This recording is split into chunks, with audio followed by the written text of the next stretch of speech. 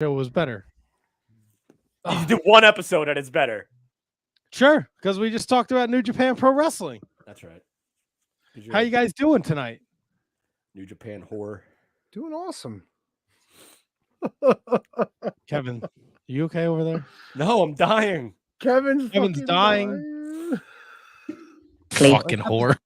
It's episode 584 of the Shining Wizards Wrestling Podcast. We got a huge show tonight for you. Yes, you, the listener out there in listener world. We're going to talk to Brian R. Solomon. He's the author of Blood and Fire, the first biography of the Sheik, the original Sheik. And we got picks to talk about, and NWA and the MLW and the AEW and the WWEs, and we got a Wizards rewind. Oh back boy, to do we! Superstars, beautiful stuff. May 23rd, 1992. I'm all fired up. Go hook. Oh, I gotta fix my chair. Fix it good. It's fixed, bitches. Are we not? Are we just doing like a? Are we going? We're doing it. No, just say all this and more on the. Say what you need to say. Wow, that was awful. All this and more coming up on episode 584 of the Shining Wizards Wrestling Podcast. The following is a presentation of the Shining Wizards Network, broadcasting live on rantiumradio.com and available on all podcast platforms and at shiningwizards.com. Follow us on social media at Wizards Podcast. Check out our merchandise at merch.shiningwizards.com. Do your Amazon shopping at amazon.shiningwizards.com and become a Patreon supporter at patreon.com/wizardspodcast. As always, we thank you for your continued support. And now, enjoy the show. Hey everybody, this is Sean Mooney. You may remember me from the Event Center, but now I like to spend my time with the Shining Wizards. What's up, fuckers? Where did cheese go? A stupid fucking question, Kevin. Oh shit! Yeah. Whoa! Hey, this is Moose. God, that was disgusting. Shining Wizards rule the world.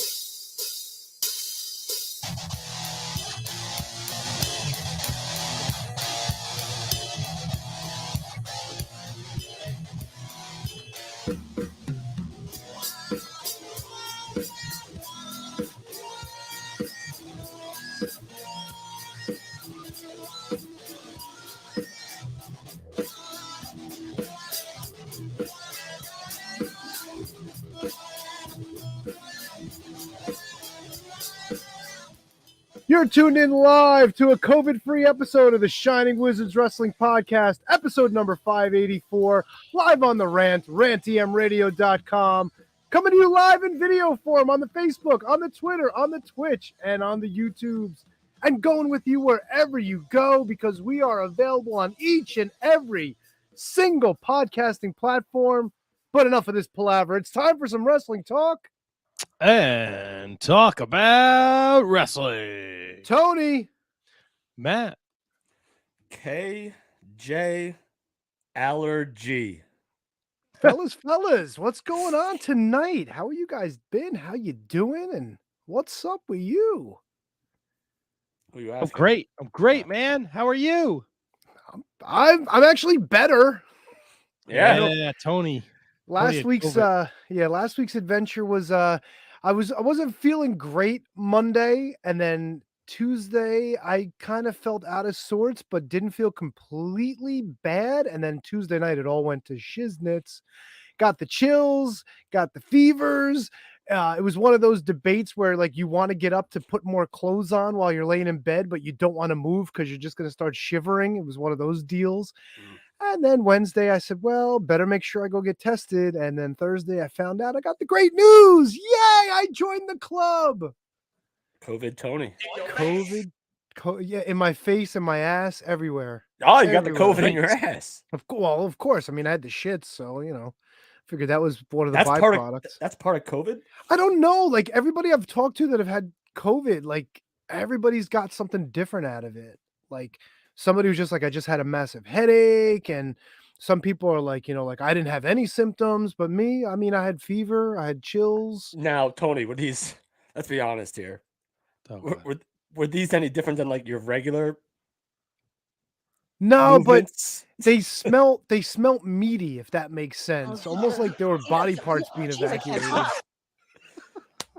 It's so all right. So this is a I had public COVID. What do you mean? What was wrong with me? This is a public service announcement to everybody. If your movements smell like meat, meaty, you got the vid.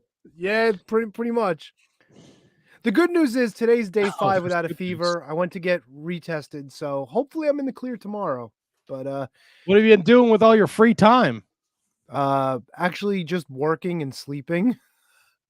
I really thought I was gonna have to take a couple days off of work, but actually, because I can work from home, I have that option. So look at you. I got my shit in, and Did you get your family sick and out. No, well, my son was sick, but he was negative, and my wife was negative. So it's just weird. But so my wife's got some other kind of like or something going on now. So like I'm afraid I might get that. So whooping cough. Yes, exactly. So I might be at a COVID clear. She's got meat shits too. So. Yes, sir.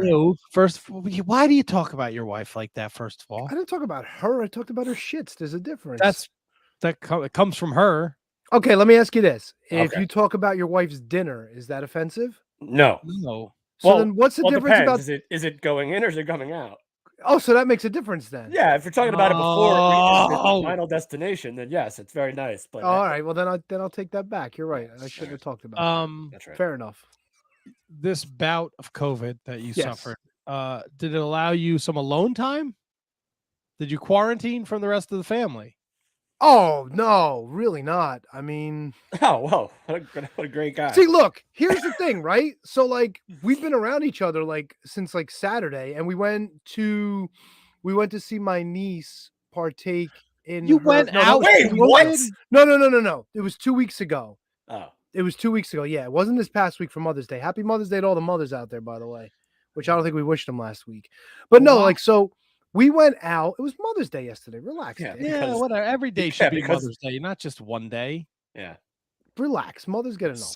I'm fucking chill, bro. I know. You're acting weird tonight. It's so like you I almost already did another podcast, so I was going to say. It's vinegar. So you gave all your effort to that one, and this one you're saying fuck off. No, I got fucking notes. I'm ready, man. I had a very busy week at work, but I didn't watch a lot of wrestling, but I can talk my balls off about it. No, so we went to one of the local high schools where my niece goes to school because they had a dance competition, and there was like 1,000 kids there. So I can't imagine that's not where we all wound up getting something or other. I just hit the lottery for the sicknesses when we were there. So no, I didn't go anywhere this weekend. I didn't get to see my mother or my grandmother. I didn't get to see my mother-in-law. I didn't get to see my sister-in-law or my niece and nephew. It sucked, but you know what? Another holiday stuck in the house. What's the difference? What's the difference? Sounds great to me. Apparently. Oh, fantasticals. I did have sick balls though, by the way. Sick balls. Oh. Yeah. Oh, wait, you don't know sick balls? Please. No. Wait, neither one of you know sick balls? Come on. You've never had a fever? When you get a fever, your balls sag further away from your body because your boys inside your balls will cook if the internal temperature of your body is higher than normal. So you get sick balls. They kind of hang lower than they usually do. Wow, that's unbelievable. Hulkster, I'm not kidding. This is a thing. This is medical science. I've never. It's definitely not listed in a medical journal as sick balls. All right. Is it called fever dissension? No, not dissension. Descending fever testicles. Fever sagging. Fever sagging. Interesting. I kind of like that. That's right. I think we're all fever sagging right now. Here, sick balls from the Urban Dictionary. A foolproof indicator that one is getting sick. This is when the balls, scrotum, hang just a bit lower and are very flaccid to the touch. It's actually a very good description. Wait, just a bit lower? Well, I mean, how long do you, like, they don't hang to your knees. But like, how do you getting our information from Urban fucking Dictionary? No, I'm just saying, it's a thing. It's a thing, dude. It's a thing, and I had it Tuesday and Wednesday. Yeah. You learn something new every week on the Shining Wizards. Carrie, that's a great question. What did I just tune into? Well, Carrie, sick balls, which is probably the name of the episode now. Yeah, write that down. we do like a great show, a great interview with Caprice Coleman last week. And then I'm like, man, this should get us a lot of press. And it does. Kevin does a great job writing up a press release, and it's been picked up, and Caprice shared it on social media. And then Tony's just throwing out these unmedical terms, and then he's using Urban Dictionary as like the bar. Yeah, we are the bar. We are the bar. We are the balls. When you go sick ball, it's not. It has to be like there has to be a medical term for it. You can't just get it off of fucking. Dude, they've been called sick balls long before Urban Dictionary existed. I know they are, Tony. What's that? Descendicles.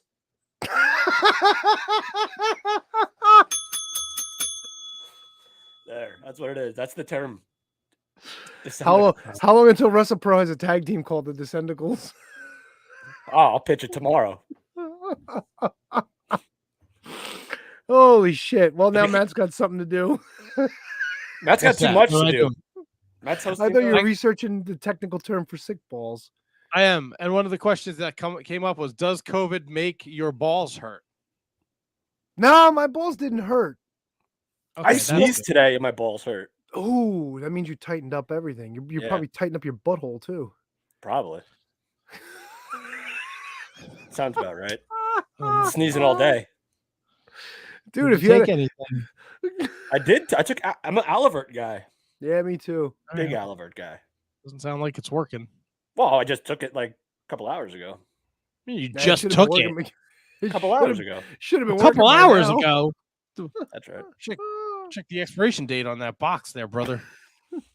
Sometimes it works, sometimes it doesn't. I get allergies bad every year from April to June. I'm in bad shape. Thankfully, my eyes aren't like just burning. April to June. Oh, that's it. Just 90 days. Just the second quarter of the year. Oh, fuck me, man. Yeah, so if you guys hear me sneezing or snot bubbles or be sniffling, I'm sorry. Well, you could mute the mic. I mean, I can't every time I sniff. Yeah, that's what fucking cough buttons for, or mute button. If I understand if I cough, but like you can't predict a sniffle. You don't have a button on your microphone? Yeah, he does. No, I have a volume. No, I have a volume knob. Oh, I have a button. Turn it all the way down. Turn your volume knob all the way down. Let's see what happens. All right, give me a second. That thing's not going to do it. That's only for your headphones. Oh shit, it does. Look at that. Whoa. But again, that's that's not instantaneous. A sniffle is very instantaneous. Yo, I always thought this volume thing was like for headphones. Like if you want to plug the headphones directly into the mic, this shit works for me too. Whoa, Kevin taught me something today. No, I didn't teach you anything. Matt did that. Matt did it. Matt did it. I did it. That's right. No. So Kev, how was your weekend? Yeah, Kev, how are you? I'm good. Did a little WrestlePro on Saturday. Oh, how was that? Yeah. It was good. It was really good. A lot of fun. I mean, I don't really have the responsibilities that I used to, which is actually kind of good, but so you get to just go be a fan? I get to hang out. I still sit at the table just in case in the back. But kind of like I guess like a fail safe if the dude that they hired has to go do something. So I did that. I didn't really see anybody though until like later on. Like no one I didn't see like Scotty Too Hottie at all until intermission. But I'll tell you what though, go out of your way if you can watch that Pat Buck Joey Janela match. You see a totally different side of Joey Janela. You see a totally different side of Pat Buck, and you see a little bit of the same if you followed the career of Pat's first match in God knows how long. So it was awesome. It was just a fun night. Crowd was decent. A lot of companies were running that night. You had the 80s Wrestling Con. You had a bunch of other stuff happening, but the crowd was still live and popped huge for a lot of good stuff. And it was just a good time, man. It's always a good time. Awesome sauces. That's what I like to hear.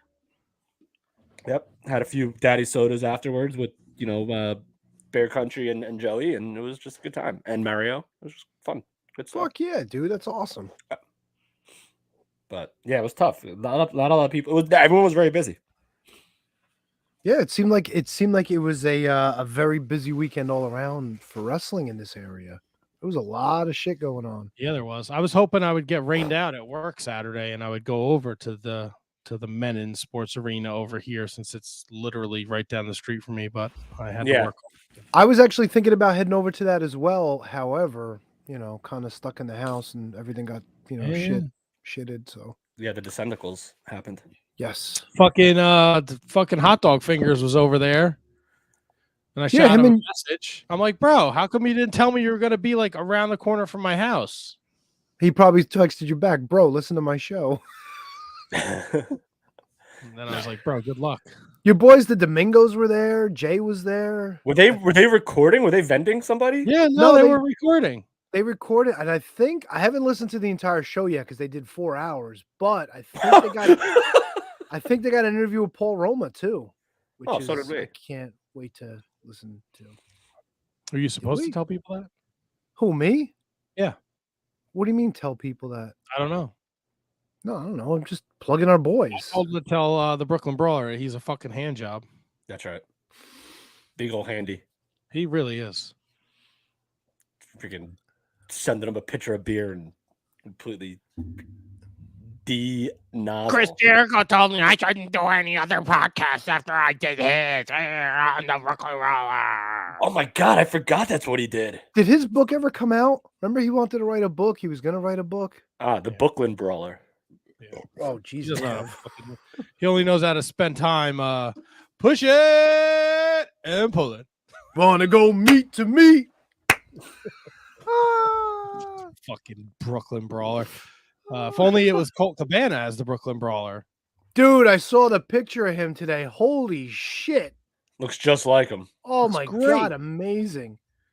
Yeah, I didn't even see Colt, actually, now that I think about it, because he was on the show, but I didn't see him at all before. I think they were all in that segregated locker room gimmick. Segregation, wow. That's, oh God, terrible word. VIP locker room. I think that's where him and Scott. Yo, did your lights go out? Mine? No, Matt's. Like when he covered his face, the room got dark. Look. And now watch. Look. Yeah, how does that? No. Put it right up against. Put it on your right. Yeah. Oh my Look. God, yeah. Dude, the whole room went dark. I thought you lost power or something. No, we're good. All systems are GO over here. Thought you were about to be like a Cody Rhodes entrance. Do you? Is that the light? Is that the light from your monitor? Or do you have like a white girl light behind the thing? Oh no, I just have have a white girl light. No, I don't have a white girl light. It was just so weird that you were doing like magic. Strange magic. I thought you were gonna go with "Uh-oh, it's magic." You know. Oh no, I went with Cars. I know what you're going with. Oh, whoa. Oh, it's magic. Magic. You know. Make You believe it's not so. How do I do this? How do we do anything? Matt, 10.5 years. You still haven't figured it out? No, I gotta share something with somebody. God damn it. Chair. Share. It's like Sonny and Cher. Dun dun dun dun dun dun dun. Sonny and Cher. That would be a terrible someone access to my Cher. Google Drive. Google. Oh God! Tell the British kid to figure it out himself. Yeah. How did you get saddled with running that gimmick? By the way, he's a sucker. I didn't get saddled.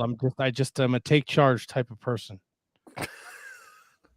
Can't really argue that. No, this is true. Can't really. I was going to make a snide Wednesday night comment, but that's pretty right. What? Yes. I fucking work. All right. That's why I didn't do the fucking show. Okay. Yes, Mr. I Dunk Biscuits. This is sing along night. Any requests? I'll take requests. Oh, please send them in, folks. Anything you want to hear us sing. That's right. Wrestling related or whatever. If we know it, we'll hum a few bars. Damn it. I will sing anything, even if I don't know it. I'll make it up. Yes, that's the best time to do that. Thank you, Tony. That logic is flawless. Thank you very much. Oh boy. Oh, we lost Matt. Yeah. No, just give me a second. So send in your request of a song that you want me to sing, and I'll sing it in my terrible allergy nasal voice. Oh boy. Hey Kev. Yo. You want to do a 3 count around the horn since Matt's a little busy? What horn? We could start with the MLW horn if you want. That's all. That's your horn, baby. Well, do you know how to pull up the graphic thing? Really Yes, I can do that. I can. Oh do wait, that. I got it right here. Oh no, wait, I don't. No, What the hold hell on, is I it? can do it. I got it. Oh, Sorry. You can get the next one because we're gonna need the next one soon enough. MLW for my 3 count.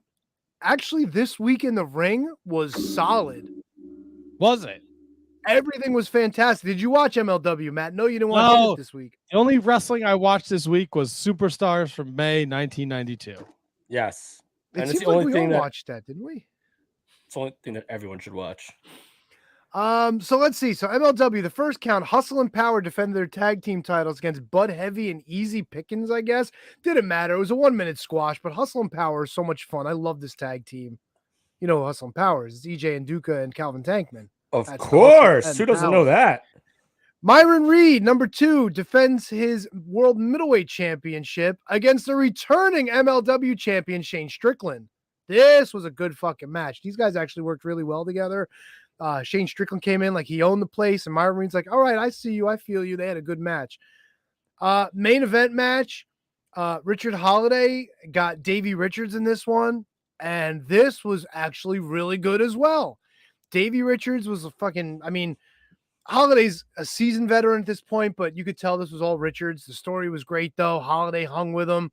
Wound up getting the pin on this one. Alicia got a little bit involved to try to make things, you show that Holiday's the bad guy in this, and all things are pointing to Kings Coliseum, May 13th, Philadelphia, headlined by one and only Hammerstone defending against Richard Holiday. We got a bunch of other matches. We'll get to those as actually, that is next week. Maybe we should talk more about that now. I don't know. I thought I had the page somewhere, but I don't.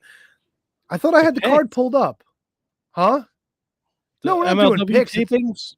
Yeah, it's tapings for next week in Philly. Got it right here, man. Well, while Matt got that, next week we got Bestia Says in an Apocalypto match against Jacob Fatu. And this is because Fatu got his ass handed to him last week. And El Jefe tried paying off Bestia. And Bestia's like, nah, man, that money's not enough. That's not enough. I want a match. I want an Apocalypto match. So they're going to have that next week. And Bestia took the money anyway. So he wants it all. But I think Fatu's going to fucking hand him his ass. Matt, what do we got for Kings Coliseum? All right, King Coliseum.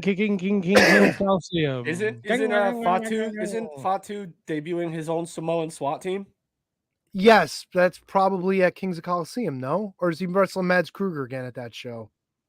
That might be a weapons match again at that. All right, this is what Kings of the Coliseum looks like. I'm also booking guests for June as we speak. I'm very busy over here. Yes, apparently. I need a secretary. Could you guys hook me up? Yeah. What time should Hummer come over next week? Yeah, what's on Hummer? Never mind. Disregard. This is what's happening at the 2300 Arena this Friday night. Get your tickets now at ticketsmaster.com. Alex Hammerstone defends against Richard Holiday with Alicia Atut. Toot toot. Aya Valkyrie takes on Holiday to crown the inaugural MLW Women's Featherweight Champion. There is a Weapons of Mass Destruction match. Tony was correct. Jacob Fatu and Mads Kruger collide. Enzo takes on the debuting Lindsay Dorado. Oh, boy. We got a 3-way dance for the MLW World Tag Team Champions matches. Hustle and Power defend against the Von Erichs. Why do the fucking Von Erichs keep getting title shots? And 5150. Because the Von Erichs are awesome, bro. Recognize. The Thrilla in Phila. The MLW National Openweight Champion Alex Kane defends against to be determined victim. Thibodeau. Victim. Matt Cross, ACH, Myron Reed against Casey Navarro and Arez in a triple threat match for the MLW Middleweight Championship. The Sandman is in action, and the Blue Meanie will be there as well. Yep. Those kids got a future. So, you suggest watching the MLW, T-Donk? Yeah, actually, this week it was really good. The in-ring action made it stand out. There was no fucking Microman for a change, although Microman's going to be in Philadelphia as well. Good luck there. I think he's actually wrestling Mini Abismo Negro, maybe. I think God, that who that might be a cares? thing. Yeah, you know what? Microman's good for merch, not so much in the ring, dude. Like one or For two merch? spots, that's it. Yeah, man. They got the Microman logo, like the Super Mario 3 logo with his little arms up in the air. Did you buy a Microman shirt? I did not buy a Microman shirt, but it's cool looking. So then how is he good for merch if the donk won't even buy one? Well, there's a lot of good things out there for merch. It doesn't mean I'm buying all of them. My name's not fucking Matt. I mean, both good points. and that's the MLW 3 count for the week. Hey, can we get into the pay-per-view? You want to do picks? I want to do picks. Hold on. You know what? If we're gonna do that, let me run down this 3 count real quick, if you don't mind. If we're doing 3 count. No, let's continue with 3 All right, counts. let's I love it. do it, boys. Give me your Fuck 3 count. yeah. I gotta get back to the groove here. The 3 count, Impact. And I feel like I'm not gonna do actual Impact Wrestling from Thursday. I might as well just do Under Siege because that's the most recent event. So talking about something that happened prior to this just seems a little moot. But the 3 count, we have 2 big returns. So 3 count number 1, Sammy Callahan is back in Impact Wrestling. This interrupted Moose's promo, all those vignettes, all those fancy vignettes that we've been seeing over the last few weeks is in fact Matt's prediction. I think we all kind of thought that Sammy Callahan would be back. He comes back, beats up Moose. No, Moose. I'm sorry, Moose. Hey. Oh. Hey, this is Moose. Moose, I'm so sorry that Sammy Callahan did that to you. Moose, what are you gonna do to get revenge? Shining the wizard. That's right. You should shine the wizard. So Sammy Callahan came back. Oh my God, hold on. Uh-oh. All right, we're good. False alarm. The second return of the night, which is actually kind of like the big deal, is Mia Yim is now back in Impact Wrestling. So after the Taya Valkyrie Deonna Purrazzo match, which Taya won, Mia Yim makes her return, and so it looks like we're getting towards a Mia Yim Deonna Purrazzo. Yim, more like Mia Yum. Am I right, fellas? All right, that's not bad. And my number 3 for the 3 count is strap the rocket to the Briscoes, baby, because they are your new Impact World Heavyweight Tag Team Champions. What? For real? Oh, yeah. I think that's fantastic, by the way. It is awesome. Yeah, they defeated Violent by Design. And so Violent by Design, and this is like no disrespect to Diener, because I think Diener's incredible, but like if you have the Freebird rule, why would you not always have it be Eric Young and Joe Doring? Like, why would you why would you ever have someone that's not a 6 foot whatever dude like in your match? I guess because they eventually have to lose. I don't know. I mean, it's the only thing I can think of, and it's not a good reason. No, yeah. Then don't do the Freebird rule and just have the team be Eric and Diener. Because if Diener's always the one that's gonna lose, then what's that like what's the point of having him in the group anyway? And what does he mean to the group if he's just gonna be the guy that takes the fall all the time? Yeah, that's ultimately the problem you run into. And just a little bit more on Under Siege. I loved, if you can, go out of your way to watch the 10-man tag match between Bullet Club and Honor No More. Just a whole lot of great stuff in there.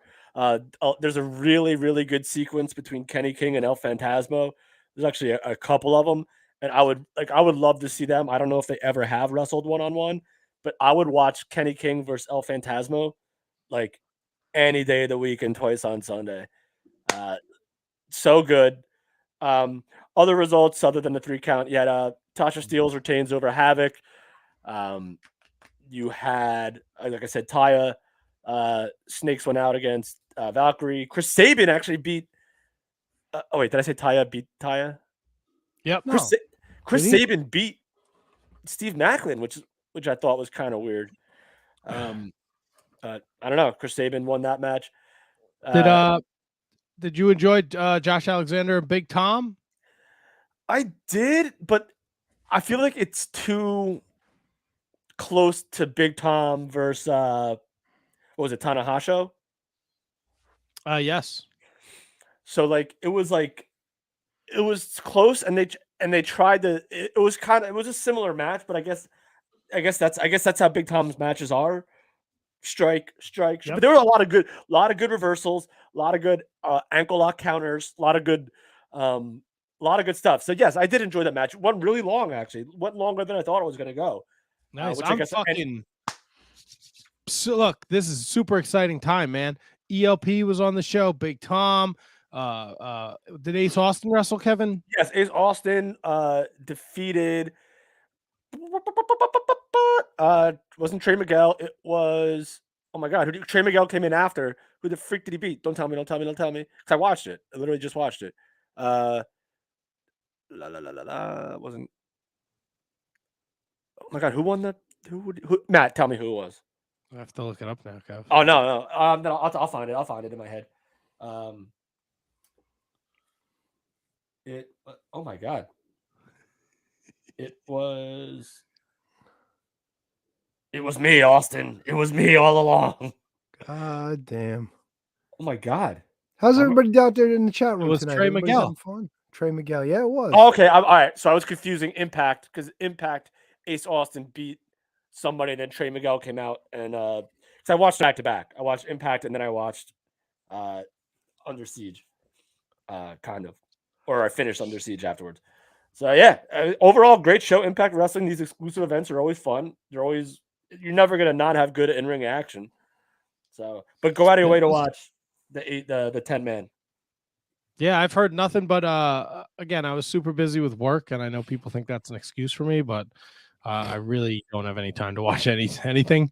All I heard was people praising this show, man. People sleep on Impact. Don't sleep on Impact, people. Stop watching wrestling you don't like. If you don't like the WWE, stop hate watching the WWE. Set aside those 3 hours for Impact on Thursday night. I'll tell you what, though, there was nothing to hate about WWE on Sunday. That's what I heard. I heard that the Wrestlemania Backlash was possibly the best show of the year so far. I wouldn't go that far because there was still some stuff less to be desired on it. The almost Bobby Lashley match wasn't. It is what it is. Omos is a work in progress. It is going to be a long work in progress, I feel like. But we did picks for this pay-per-view, and I think is this the first time that something like this happened? I don't know if this is the first time. It's completely possible. It's very possible. We all had the same exact picks. It's time for the Shining Wizards pay-per-view picks. WrestleMania Backlash. Guess I shouldn't have been doing that, huh? Whew. So we all had the same picks. So we all went 5-1. So the standings sit like this. Tony's still at top, 62-29. Kevin 2 games behind at 60-31. And I am 8 games behind Tony and 6 games behind Kevin at 54-37. And we all lost the same match. We all had RK Bro and Claymore to defeat the tribal chief and his crew, or whatever the fuck they call themselves. The Bloodline. The Bloodline. I don't know. I don't know why you guys picked RK Bro and the Claymore, but I picked it under the guise that somebody in that 6-man gets the pinfall on the champion or on an Uso and then claims to their team, I pinned whomever, so I should get a title shot. And then perhaps you could kind of branch off and have dissension between those 3 while the big dog company sits and laughs. But I guess it wasn't in the cards. I don't know what happened. I thought this was definitely the way to set up Claymore as the returning champion trying to get his title shot. And fuck me if I know why they gave the win to the Bloodline. It really just didn't make sense. It really didn't. So we should have been celebrating, all 3 of us, with Mr. Perfect music today. And alas, I don't know why they didn't fucking do that. It's weird. I think we might be setting up. I mean, you could make the case that Randy Orton now might be up there in number 1 contender land in there. And then I wouldn't be surprised if maybe like everyone expects the inevitable like Randy Orton like heel turn on maybe Riddle or something like that. I wouldn't be shocked if we get a Riddle heel turn on Randy Orton at some point soon, and then Riddle takes that next step that he's been longing for a while. But I was just thinking about that because Randy Orton Randy Orton hit the RKO on the big dog. So I feel like that could be a direction they can go. Claymore could be a direction they can go. Claymore and Flanagan. So yeah, a lot of possibilities there, especially now. I definitely feel like we're going to get a Riddle Orton feud, but I feel like it's going to be Riddle that's going to be the one that turns on Randy Orton, because you kind of saw it last week when they did the Randy Orton 20-year, or was it the last week or the week before, the Randy Orton 20-year celebration. Cody comes out and Riddle's like, "Nah, man, don't hug my guy. He's my best friend. You can't hug him." And so they might be, again, that's like the only thing of theirs I've seen in a long time. So I could just be talking out of the Descendicals. So I don't know, but I feel like if we're going to get a turn in that team, it's going to be Riddle that turns on Orton. I guess I'll have to wait and see. I heard Cody and Seth Rollins fucking tore the house down. Yes, they absolutely 100% did. That match was awesome, but that wasn't my match of the night. Ooh. Cody's getting a shot at the U.S. title tonight. Yes. Against Theory. I don't even know who the U.S. champion is. Theory. Oh. I thought it was not Austin Theory. Theory. That's right. I thought it was Vince just McMahon Austin. changing names. No, it's Theory. It's not Austin. Come on, there's only one Austin, bro. Come on. And he's on Impact. No. No, he's doing Broken Skull with Cody. Did anyone see that? I watched like the first hour of it, the first 40 minutes of it. Was it any good? It was pretty good. I don't think they got into the deep dive portion of it yet. I stopped watching when they started talking about stuff that I already kind of knew about. They mentioned AEW. Sure, why wouldn't they? They did it with Jericho too, right? What's that? They mentioned AEW with Jericho too. Of course, well, Jericho was in AEW, right, when they did it. So I do find that it's nice that when it comes to Austin's thing, they do give him that like wide open, like you can talk about whatever you want. You know what I'm saying? Like it's really that cool. People are going to watch. Well, of course, but it's cool that they do that for him. You know, I mean, they should really do it for everybody else, but it's nice that Austin has the vehicle where, like, hey, I want to interview Chris Jericho, and everybody's cool with it, Well, did you watch the Bully Ray one? Because I didn't watch that one yet. And I've been meaning to as well. So who knows what they talk about there, too. Oh, God. I'm sure Impact comes up. Put himself over as the fucking best tag team wrestler to ever grace the face of the earth. No one's ever gotten more heat in the wrestling industry than him. He is the smartest person in the room. He said that? So he's not allowed to hype himself? I mean, wrestling's all about Oh, my God. He's a fucking blowhard. Look, he's a hand job. I get it. But you can't deny the fact that the guy could fucking elicit a reaction from a crowd. He was really good. He was, and I like the Bully Ray character. I think he did that well. I mean, how can you? When we did our tag tournament, like wasn't the finals the Dudleys and LOD? No, I think it was it the Steiners and LOD? I don't know. But I consider the Dudleys to be the greatest tag team of all time. Right? So if that's the case, and if it's not them, then it's LOD, right? So why, if he's in the top 4, in my opinion, then why can't he make the claim that he is the best tag team wrestler of all time? They are definitely in the conversation, no matter how you look at things. Like who else do you put in there? Like who's done it with? I mean, granted, it's been all right. So saying he's the best tag team wrestler might be a little different than saying they're the best tag team, because there's been tag team wrestlers that have done it with multiple partners and just excelled at tag team wrestling, i.e. Bobby Eaton. I.e. Art Anderson, i.e. Tony Gurria. That's right. Yeah, I mean, who thinks of tag team legends and does not think of Tony Gurria? Dude, he parlayed a fucking excellent tag team career into becoming like one of the Office guys. Yeah, I think he was on that episode of Superstars this past week, wasn't he? I believe he was part of a back. Yes, I think so. Oh God, that was. I remember everything about 1992. I do not remember that. No, and it's going to be a fun conversation when we get there. I don't know, Bully. like I can't listen to Busted Open when he's on. Like I just Really? he's fucking obnoxious. He's so like obnoxious. I'm the smartest guy in the room. How much money did you make? A lot of people feel that way about him. Oh, he's such a fucking douchebag. I mean, not a lot of people, but I've heard like Jim Ross say that Bully Ray has always been a great. Bischoff has said it. Bruce has said it. 3 great minds. Okay. Oh, I'm just saying. He's not. He's giving himself the old Barry Horowitz, but other people are doing it too. I'm sure they are. I won't listen. I don't listen to Busted Open because of him. Fair enough. Kevin, you said not AJ, Jesus. You said Rollins and Cody wasn't your match of the night. What was your match of the night? Charlotte, Ronda Rousey. New women's SmackDown champion, right? Dude, that match was brutal in a great way. It was so much fun to watch. They pulled out stuff that I've never seen before in wrestling, like ever. Like when because it was a no DQ, submission only.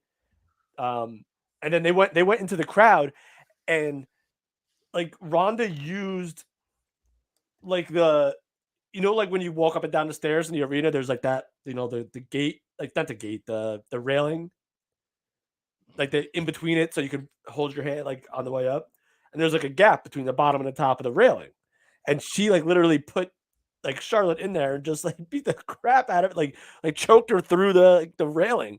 Dude, I'm telling you, that was my favorite. That might be one of my favorite matches of the year. Oh, an early candidate.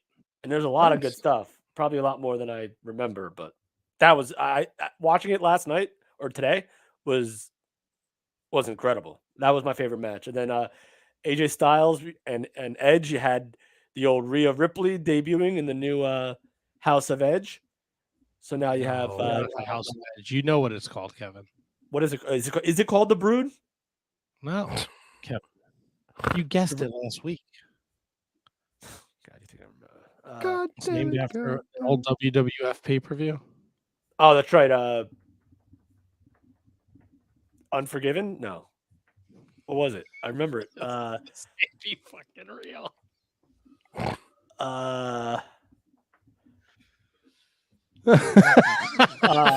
No Surrender? No. God, what did I say last week? Got it in the first shot too. Yeah, I did. I have no idea. Judgment Day? Oh yeah, I did know that. Yeah. What are you gonna do? I guess nothing. Nope. That's it. So yeah, there we go. Edge used a little help from Rhea Ripley to be in Judgment Day, right? Yeah. Jesus fuck, dude. It was kind of predictable. Rhea Ripley came out, and once she came out with the mask on, you couldn't really see her face, and but you kind of knew it was her just by what she was wearing. But that didn't take away from the moment. Damian Priest came down first. Finn Balor came down. Fergal Devitt came down and got him out of there. Finn Balor. So I thought it was a great show. The only things that like weren't like super awesome were like obviously Omos and Bobby Lashley, and I mean I didn't hate Madcap Moss versus Baron Corbin, but I understand why people would. The characters are just so damn stupid. By the way, it was the Wizards Cup 2020. The Legion of Doom defeated the Steiner brothers in the championship match. So there you go. So I wonder if the Dudleys were in that Final Four. They were the number 1 seed in one of the regions. Yeah, they definitely were the number 1 seed.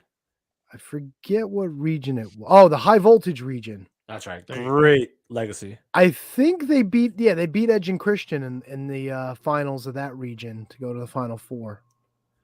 But if I had to figure out who they faced going into the finals, I have to do a little. Oh, it's one of the two, obviously. Well, for sure. Yeah, probably. I think it was the Steiners, actually. I don't know. It's just like they're all over the place. It's just. I wish I could find the graphic where it had everything broken down, but for some reason that's not coming up. It's all good. Yeah, you just pull up the YouTube video, right? Well, I'm going to sit here and watch the YouTube video. I mean, oh yeah, here we go. Dudley Boys face the Road Warriors in the Final Four. There you go. Ooh. Yep. Dude, this was fun, man. This tournament was so much fun. I kind of want to do this again. Time. Yeah. Oh, You can do it. I won't be doing it. I still have again, I still have the list for the other one. What was the other one? What best big man? Oh yeah. You were supposed to do that, right? Yep. Staying in the WWE universe, it seems like Candice LeRae is now a free agent. Her contract has expired, and she is free to do as she wishes. She's free to do what she wants to do. Kevin, yo, what? Kevin, were you spring breaking Tuesday night? I did not watch Spring Break. No. Oh my God, he talked it up like he was going to watch spring breaking on Tuesday. Yeah, I did not watch it. You didn't want to see Joe Gacy in the main event? I know I wanted to see it. I just didn't. Did not see that match. All right. Sorry, and that's the only reason why I would have wanted to watch it. I don't know what the heck happened. I just didn't. Spring breaking. No spring breaking there. Nope. Sorry, Joe. It's okay. What's the shaking in the world of AEW, guys? You do the podcast. I haven't done the podcast. He in doesn't weeks. do the podcast. I I don't know. And then I fell asleep in my chair. I said, "Oh, I'll stop. Maybe I'll jump in and just say hello because I miss you guys." And I came home and I ate dinner and then I sat down in my chair and I fell asleep. All right, so let me ask you a question. Yes. So Daniel Bryan was on this hot streak when he went to AEW, right? Like he would come out, people would like him, then he would shit talk, and then people would hate him, and then he would wrestle, and then people would like him because he's fucking really good. He had his own thing going where he was like just a fucking standout. Why is he in a group now with Regal and Moxley and Wheeler Yuta of all people? Like, why is he a second fiddle to anyone? Why would they take such a great character and just stick him in this group? I mean, I think it's something that he probably wants to do just because of his admiration of Regal. Yeah, but his shit was so good on his own. Like, why didn't they let that run its course? Why didn't they let that be a thing for a while? Well, I mean, how much more did you want from him in that? I wanted it until he fucking fell off the tracks, dude. But he's not off the tracks. And why does it?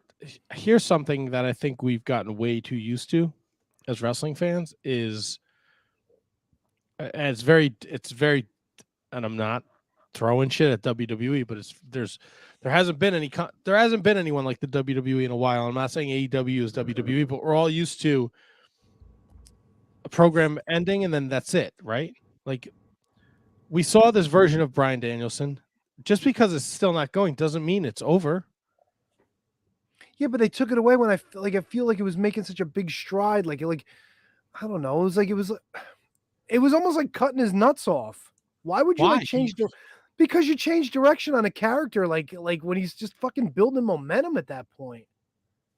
You don't think he was? You don't think he has more momentum in a group with Moxley and Steven Regal and Yuta? Maybe with Regal. I don't know. Yeah, I wouldn't mind. I don't feel it. I don't know what Moxley's history with Regal is. I don't know if they go back as long as, I mean, I'm sure they do because of NXT and FCW, but I could see Tony's point where if it was just Regal and Daniel Bryan and Regal was Daniel Bryan's manager, I could see that. I'm totally not bought in on Wheeler Yuta being a part of this group. Not 100. I mean, I like Wheeler Yuta a lot. I think he's. Yeah, the problem was too Wheeler Yuta was just the best friends guy, and then now all of a sudden he's supposed to be a threat. Well, no, but that was a good. That was great storytelling, because he said, "Listen, I'm not here to be the best friend. I'm here to be the best wrestler." Okay, all right. At least they gave him something. So putting him going with Moxley and Regal and Daniel Bryan Danielson, how do you not have the opportunity to become the best wrestler when you're learning with those guys and fighting with those guys? I don't necessarily have a problem with that. Listen, they are so loaded with talent that if Daniel Bryan's not going to be on the top of the card with Paige and And I don't even, is he still feuding with Punk now? So now he's going to go with Punk. And so you got to find something for these guys to do. And I don't see why him being in a group with Moxley and Yuta, feuding with whoever is not going to work. I think it'll work just fine. But Matt, going back to your question about, I think the most notable thing is that we finally got an undisputed Ring of Honor Women's World Champion. Mercedes Martinez beat Deonna Purrazzo. Oh, yeah. And is now the undisputed Ring of Honor Women's World Champion, which I believe that actually closed the show, if I remember correctly. It did close the show from what I read. But back to I just want to put a bow on the Bryan Danielson thing too. Like, it's not like his story has not, it's flowed. He had Paige in a 60-minute match. Then he had the rematch. Then he started a feud with Moxley. Then they had their match at the pay-per-view. Revolution. Then it became this tag team, and now they put Wheeler Yuta under his wing. But excuse me, as Kevin just said, there's a lot of everyone can't be at the top of the card, right? Like, just because you put Bryan Danielson in this team doesn't affect his wrestling ability when it's his turn to go up there and be the man. Now, here's another thing, and I talked about this on the New Japan podcast that I just recorded, right? The doors are opening, right? Kevin said Impact. El Phantasmo was there. So in the last week, Big Tom Ishii wrestled Jonah in Rebellion, flew to Japan, wrestled Tanahashi, flew back to the States and wrestled Josh Alexander, and he did Rampage the weekend of Rebellion. Shit's opening up, right? So Wheeler Yuta's going over to Japan now. He's going to be there from May 15th to June 3rd. He's part of the Best of the Super Juniors. They'll get a lot out of that. They'll get a lot out of that. He's not doing like where he is in AEW with the Black Combat Pool Club, whatever the fuck they're called. He can do that, right? And I think Bryan Danielson can go do the G1 and be gone for a month. Yeah. Right? Like, he's not doing crazy shit right now. He's in this club. They want to bring back wrestling. They want to beat the shit out of people. They want to make wrestling great again, whatever the fuck they want to do. But he's not like, they're not in like some heavy story, right? So he's in a position when they announce the G1, like, Bryan Danielson's going to the G1. I'm fucking calling it. This isn't like a dirt sheet thing. This is me feeling out the situation. That would be incredible. And this, where he is now, that affords him to go do that, and then he can have you could see Blackpool Combat at Forbidden Door wrestle fucking Chaos or Suzuki-gun, whatever. Like, there's a lot going on right now. So don't get upset, Tony. I think we're going to be okay. Yeah, I agree. I got to take a breath. I agree. And to wrap up, do a little AEW 3 count. Dante Martin and Ray Phoenix. Incredible, like high-flying, awesome, great match. Santana versus Jericho, Matt, we had. Giving our good close personal friend, former guest, Santana, battle with Jericho. And then you had, William Morrissey showed up. So he's talking about the Forbidden Door. Oh, yeah. Morrissey showed up and got beat by Wardlow. So AEW was awesome. Jeff Hardy, which I did not see coming, advanced in the Owen Hart Foundation tournament. Yeah, and we finally we got to see the brackets are revealed for both. Yeah. How about that first round match? Jeff Hardy, Darby Allin. I don't like that. Oh, boy. You don't like Jeff Hardy versus Darby Allin? I love it. I love it. I don't love it in a first round of a tournament. It's only 8. It's an 8-man tournament. I don't love it in a tournament. How about that? Let me put it that way. I'd rather it be like that. Like, that has story written all over it. Well, this could be the start of the story. Could be. We also have Adam Cole and Dax Hardwood.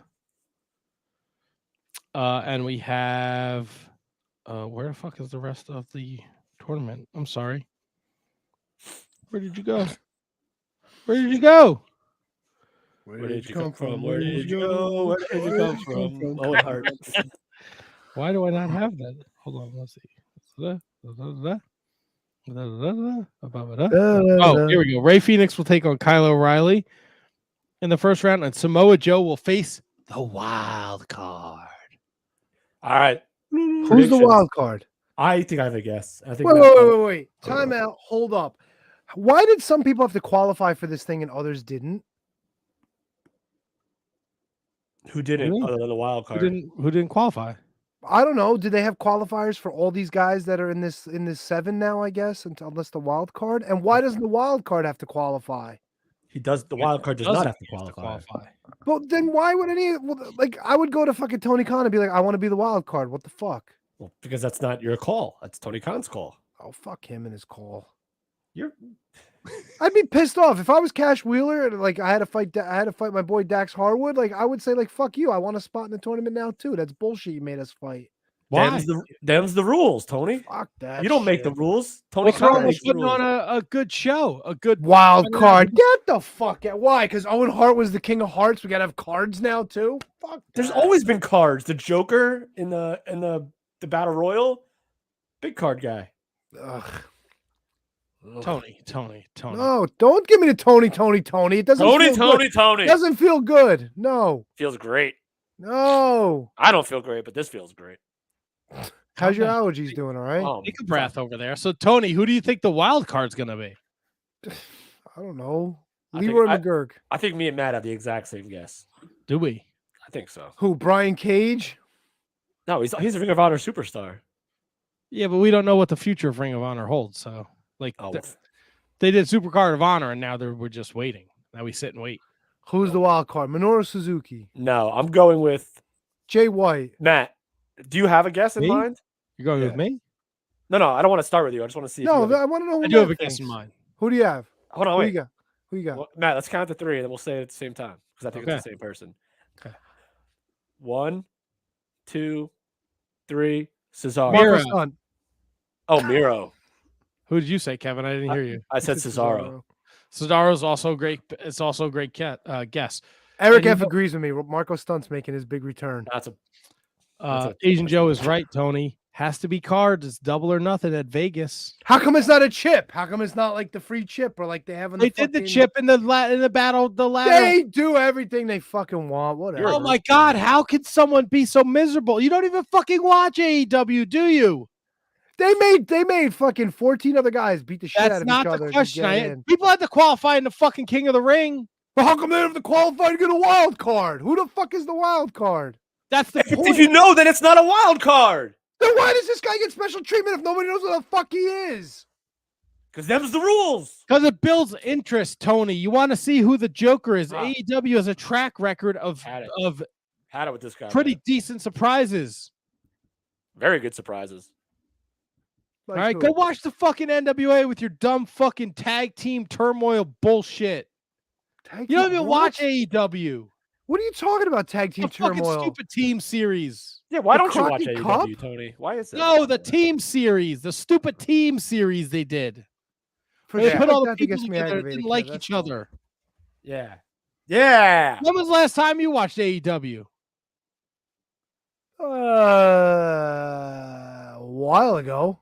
Yeah, Oh so my what the fuck is your problem, man? Yeah. You know what? What the fuck, T-Donk? Kevin left. Kevin's mad. He's fucking leaving. I think Kevin's got to pull his drawers up. Did you notice his belt is under his butt cheeks? You're just being a fucking. You're starting trouble to start trouble again, and I'm seeing you on Fucking. Facebook. You're starting to post in fucking wrestling fucking chats. Stop it. When did I post in a wrestling chat? What are you talking about? I see you, you fucking troublemaker. You shit What are you stirrer. fucking trolling me now? Are you No, serious? but we're friends. So if I'm scrolling by, it just shows your comment. Oh, what? You didn't fucking agree that a foregone conclusion wasn't Mercedes Martinez beating Deonna Purrazzo? Come on, bro. Why? You didn't think that was gonna happen? You thought Deonna Purrazzo had a chance to win that match. Deonna Purrazzo was fucking had the Impact Championship forever. She's not in Ring of Honor anymore. And she beat Mercedes Martinez in Impact. Well, good. Now Mercedes Martinez got So the belt. so it was a fucking no-brainer. If we had to pick that match, you would have picked Mercedes Martinez. Yes. Why?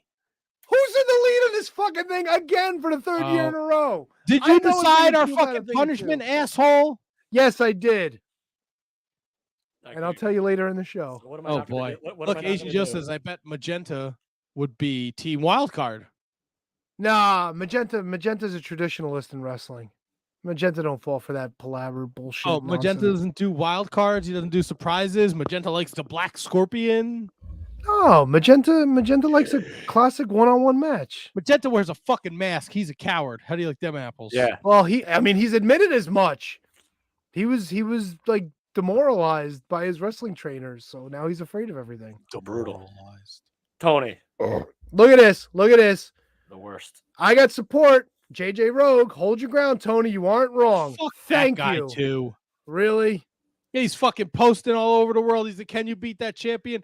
I might just bump some. He fucking picks some fucking scrub to defend the title against. in 2 weeks. It's a work. It's a work, man. He's working us. It's some Barry Hardy. It's some Dwayne Gill that he found, and he's gonna. I was gonna say this has to go through the championship committee. I mean, he just can't pick and choose who he wants to Fuck defend. the against. champion. I can't even get you to respond to a text message. You want me to start a fucking Wait. championship Time committee? out. Hold up. What text message did I not respond to? All of them. Who got their Yeah, picks you in didn't say first this shit week? By the yesterday. way, You're fucking dead to the world with your fucking COVID. what? Oh, really? Oh, Tony didn't get back to me. I'm sure It's he's not tomorrow feeling down bad. the aisle. Check your fucking email. I don't have time for that shit, bro. You don't have time to check your email. You had COVID. You weren't doing anything. Jerking off and fucking smelling your meaty shits. Take some Asshole. names. Play with my fucking sick balls. Descendicles. Listen, Mr. Rogue is not wrong. He took the title off a transitional champ. He's going to shine as long as he wants. Yeah. Fuck you. Ah! How about that? Coming for you, Rogue. I'm coming for you. I'll let you mow down a couple jobbers. Get out of here, Rogue. What is that stupid name anyway? I think the championship committee has made a decision as to who the first opponent might be, but I have to get in touch with Who is the championship opponent? committee? I am. It's my game. All right, that is kind of fair. Okay, well, how come I'm booking the fucking guest for the fucking game then? Wait, who said you were booking the guest? Did you really I book a booked guest? fucking JJ Rogue. I can't Because you trust were- you. You pick fucking Miko because Maestro, the- Tombstone No. Jesus, Time out. Hold Francis up. Wright. You asked if you could book the next guest. You had an idea, and the championship committee agreed. So that's why. Nah, Tony, this is hard to argue. What's hard to argue? Your point, your stance. Matt's right. What do you mean he's right? He brought Hey, Kevin to the table, and I do you said I remember- agreed with it. Do you remember the liner that we played last week? Lash LaRue sitting in the email. Took me 30 seconds to upload. Did we have to listen to another fucking ooh la la intro? No. Tony's got a weird sense of humor, and what he likes is very silly. Well, I got news for you, T-Donk. I booked this guy's next fucking competitor, buddy, because this whole championship committee thing, it's news to me. Oh, you're full of shit, dude. This was my idea. I'm not saying it wasn't your idea, but you just, at this moment, at 7:49 p.m., 2 minutes ago, you decided you're the championship committee. This was always the thing. You've never Why? said it was always between me and Kevin and you. Yeah, That's not necessarily true. Those are the only fucking people played until we got Kevin Rogue involved. Wow. I'm sure Kate the Great is somewhere with her version of the Can You Beat That Oh Championship. no, she's crying a fucking tear. dicking around on Fightful. She's too big for us now. Wow. What if we brought in SRS? What if we brought him in to challenge for the title? He don't know shit from Shinola. How do you like them apples? Wow. The Shinola people are going to be hurt by that comment. You know what who is would what be a- exactly is Shinola? Christian Rocco would be a good challenger. Dave LaGreca. Fair enough. Present You these, never reached out to him. present these in writing to the committee, and we'll take them under Present advisement. these in writing. I'm going to present something to you. It's going to be a cave shop, buddy. You That was- spell my name with 2 T's, you fucking handjob, JJ Rogue. Not doormat. Jesus fucking Christ, this guy. Doormat. I like that. God damn it. More like I adore Matt. Brother. Whew. Fired Well, up. the women's bracket in AEW is all set too. Do you? Oh, is even there care? a Jokerette for this one? There is a joke. Jokerette. Who said anything about a Jokerette? There's not even a Joker, let alone a Jokerette. It's a There wild is a card, Joker. Tony. And we'll get Wild back to Cardette. that championship committee bullshit. Jim Cardette. Now we got to have a fucking side conversation about this championship committee. Yeah, aren't we all the championship committee? No, how could you be challengers and challenge for the title? I mean, This is all new to me. It's like fucking. I didn't know there was a Jim Bird. committee. So wait, instead of is JJ Rogue, JJ Dillon on this committee, this championship committee? No. Yeah, who are you? You can't be a championship committee. You can just be the championship. You could be the commissioner, if you will. Yeah, the championship person. Commissioner. Yeah, the chair. Committee implies that there's more than one person. Yeah, there are. Who else is on this committee? You have to give me the information. I will pass. I want to know who's making this decision. Oh, the committee is like Nielsen. If we let everybody know who's on the committee, they would be inundated with constant badgering and requests to get a shot at this most prestigious championship. That's their why job. Everything has to go through me. I just want to make sure the fucking committee is not you, Magenta, and Overweight Larry, because I got the inside skinny on those two other idiots. A more salient point has never been made. What? Wait. I'm not saying he is, but hypothetically, if Overweight Larry was on this committee, what would be wrong with that? Everything. Yeah. Why? He's an intelligent guy. That's like having Stickman and Wolfman. They're the same fucking person. Oh, come on now. That's not true at all. That's probably fucking dead. Who cares? Jesus Christ, dude. Jesus. I happen to know neither one of those fellas are dead. Yeah. Who? Dude, thanks, Will. How dare you besmirch Overweight Larry? Overweight Larry brought us gold over the years. He didn't. He brought us nothing. No, it wasn't great.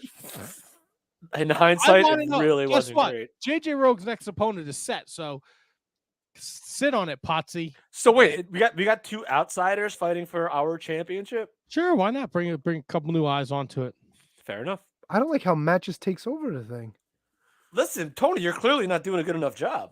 Yeah, what do we want to have fucking JJ Rogue defend against Miko Maestro so we can talk about fucking anchovies on his pizza, tuna fish? Tony, ask me all the questions about the N64, WCW versus NWA Revenge. I know the answer. Hey, Tony. Why we talk about SummerSlam 1992 when we could talk about Oh my God. I would love to have Tombstone Jesus and Miko in a Tony, round. maybe you do Ludwig Borga portion for me. Portion. Oh boy. That was actually a pretty good Miko, Matt. It was. Unfortunately, I've talked to him 1,000 fucking times in less than 2 years, so Tony. he booked a goddamn wrestling show in my front yard. He didn't even ask me. Oh, well, like you booked a championship fucking match under my nose. I book everything else. When did you become the booker? I am a representative of the championship committee for the Shining Wizards Championship. Can you beat that championship? Well, it's 6 of one, half a dozen of the other. There's no committee. I want to know who else is in said committee. You'll figure it out. Do you want to know who's in the women's version of the Owen Hart tournament before? Only if you tell me who the Joker is. I don't know. Sounds like you're not doing your job then if you don't know. I don't want to know, Tony. I don't like to spoil the surprises. All right. Tell me who's in It's in fun to speculate. All right, so tell me who's in the thing. Come on. Who's in the Tony Storm takes on Jamie Hayter. Ugh. She still has one eye, by the way. What? She still has one eye. Who? Jamie Hayter. Oh my God. What? It's not Jamie Hayter, bro. Julia Hart. We're doing this again? You did it. You did it to yourself. Jamie Hayter's never had one eye. I thought she had one eye. No, Julia Hart has an eye patch. Wait, I did that again, didn't I?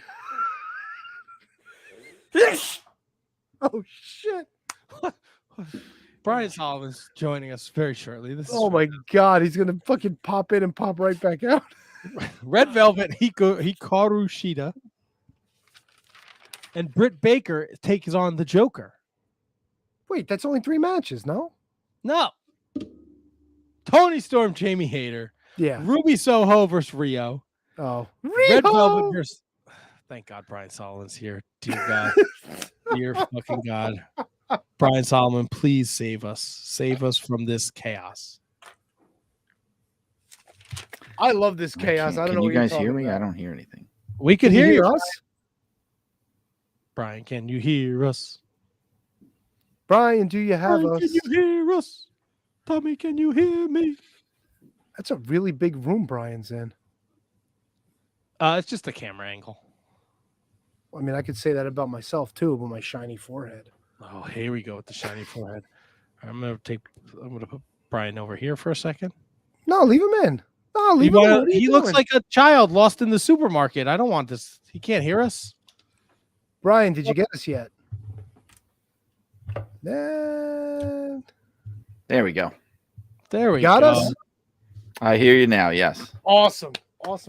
Sorry Brian, about that. save us. We have quickly gone off the rails. Tony created a fake committee for a game that we're playing. It's very, very. He doesn't know the difference between Jamie Hayter and Julia Hart. Kevin has allergies. It's literally falling apart at the seams. Well, it's a good thing I'm here then, because I'm the guy that wrote the book about the craziest person in the history of wrestling. So that's my role. And we're very excited to have you. Now, I don't have a Kindle, so ironically enough, the book will be here tomorrow. Well, of course. But I ordered it last week, and it was delayed, and it was like, "Do you have a Kindle?" And I'm like, "Come on, look at me. Do I look like I have a Kindle?" Where'd you get it? Amazon? Yes. They actually have physical copies now from Amazon? I got an email. Not as of yesterday. No, they do. You can get the Kindle edition. Yes, I got an email yesterday that said it'll be here tomorrow. Well, Okay, yeah, well, then- because they Go have ahead. that message up that says out of stock, and you can put an order in, and then they'll let you know when they get it. It's been that way since the on sale date, which at first I was like, that's really cool. Wow, it's selling fast. And now I'm like, why is it still like that? It's been, a month now. It's a little, I don't know what's going on with the supply chain, but there you go. So out of all the professional wrestlers, and you've worked at WWE, you've written for Pro Wrestling Illustrated and Inside the Ropes.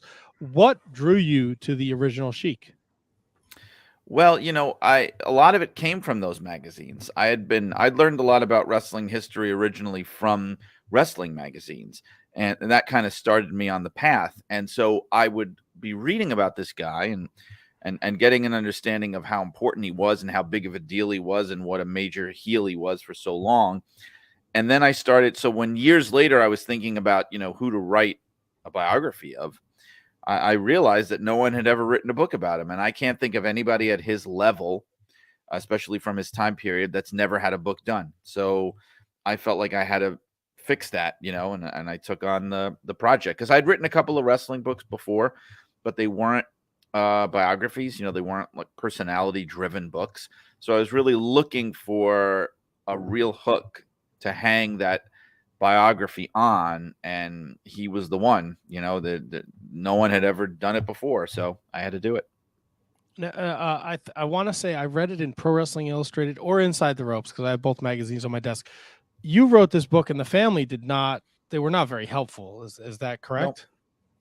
Yeah, they didn't want to be a part of it, which I understand. That's their prerogative. The thing is, I think they had wanted to do their own book, but they never did. That's the thing. So they never did. They were talking about it even while the Sheik was alive. It never happened. Then his widow said she was going to do it. Never happened. She passed away. And then the sons, and they passed away. And I was dealing with his sons while I was writing the book. They were still around at the time. And, I was trying to get them involved in some way. But I think that's really what it came down to in the end, is that if there was going to be a book, they wanted it to be their book. And so I couldn't let them turn my book into their book. You know what I mean? Like, that's the whole thing. Like, this is my book. It's not your book. Like, I'd like to interview you and maybe get pictures and insights and things, but I'm the one that's writing the book. And so that was sort of the sticking point, I think, because they wanted to be paid and all that kind of thing, and it just doesn't really work that way unless it's your book. You know what I mean? Right. So it was sort of a dead end, but there was not any kind of animosity, at least not with his sons. Eddie Jr. was friendly, and we had long conversations by phone and text, but we just couldn't come to any kind of an agreement, and then unfortunately they both passed away. Tommy, the younger son, he had cancer, and then Eddie Jr., who was battling cancer, he wound up getting COVID and he passed away too during the process of my writing the book. That's terrible. I'm terribly sorry to hear that. Without the cooperation of the family, does that present hurdles for you in terms of where you're getting your sources and how you get to pen the book and how quickly you get to write the book? Well, there's pluses and negatives to not having family involvement. Like for example, I remember the first time that Eddie Jr. reached out to me. I had emailed him and I didn't hear anything for weeks and weeks, and he called me out of the blue. And his first response was sort of incredulous, because he was like, how are you even writing this book if we're not talking to you? Because I think he couldn't understand that there was any other way that I could do this, and I said, well, okay, I'm interviewing people he worked with and people he knew, and I'm looking up his records, and I'm on ancestry.com, I'm on newspapers.com, I'm getting his military records. This is how you write a biography.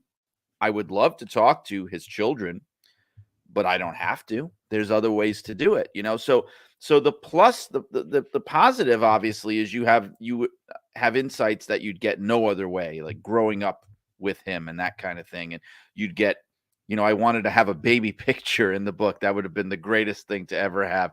Couldn't make it happen, But on the positive, honestly, side, or the negative side of it is, with the involvement of the family, then would come kind of a battle for creative control. And I didn't have to deal with that. I could write it my way.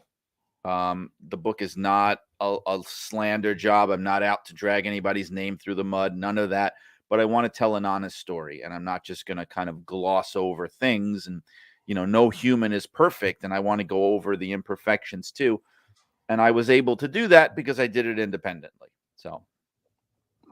And we're talking with Brian Solomon, Brian R. Solomon on social media. Be sure to follow him and check out what he's doing. He's got this amazing book, The Blood and Fire, the first biography of the Sheik. He also has a wrestling podcast, Shut Up and Wrestle, which is available everywhere you get your wrestling podcasts. So please check that out. Now, you had RVD was involved with the book, right? Yeah.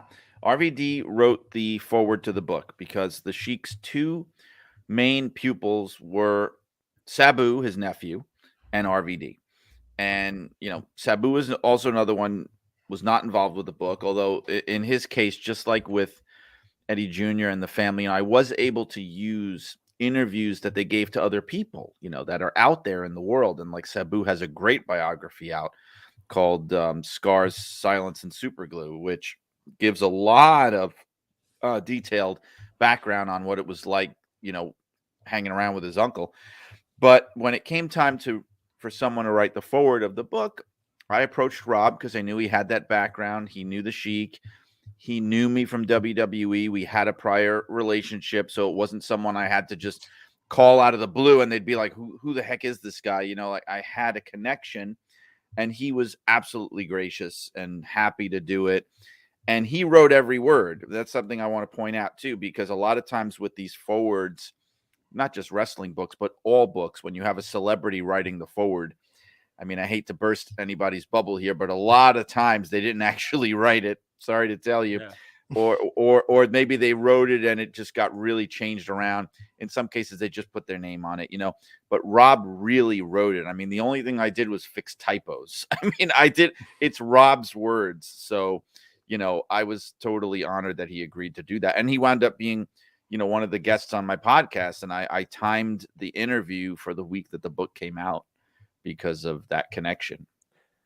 So I know. I'm sorry, Kev, go ahead. So the title of the book, obviously, Blood, Fire, and the Unbelievable Real Life Story of Wrestling's Original Sheik, including the foreword by Rob Van Dam. How important, or how do you decide what makes the best title of a book? And how important was it that you included the original Sheik portion of that into the title of the book?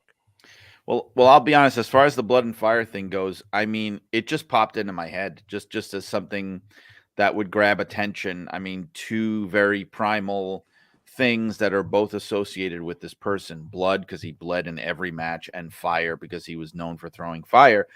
And so I just thought, that would be the kind of a title that would interest maybe anybody to pick it up and have a look and see what it's about.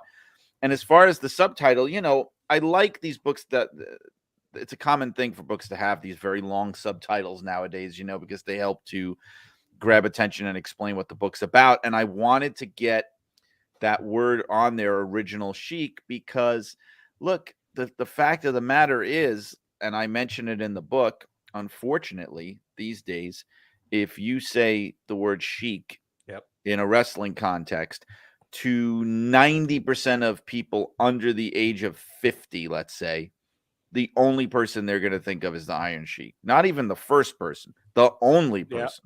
So I knew I was fighting that battle now but of course, if you know the history and if you know their careers, then you know that the Sheik, Ed Farhat, the original Sheik, was a much bigger deal than the Iron Sheik, a much bigger star than the Iron Sheik in his day. He just, he didn't have the Vince McMahon marketing machine behind him. So he never got to be in Saturday morning cartoons and on ice cream bars and lunch boxes and things. But, this is nothing against the Iron Sheik, who I've also worked with and dealt with. Great guy, unique, interesting guy. But he was not, a main event heel all over the country, all over the world for years and years on end, a number one attraction in the business.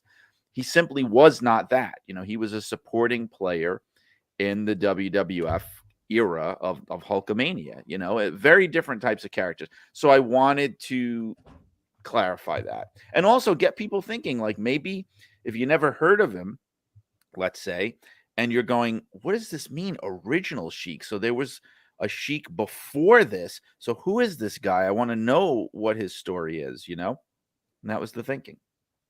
I bought the book. I started reading it. I gotten to about the point where the Sheik is ready to return to Detroit. I think it's right after his second child is born. And I was on the mindset where if I'm talking to Brian, I got to know some really strong points, but that's the problem with the book. Not that it's a problem.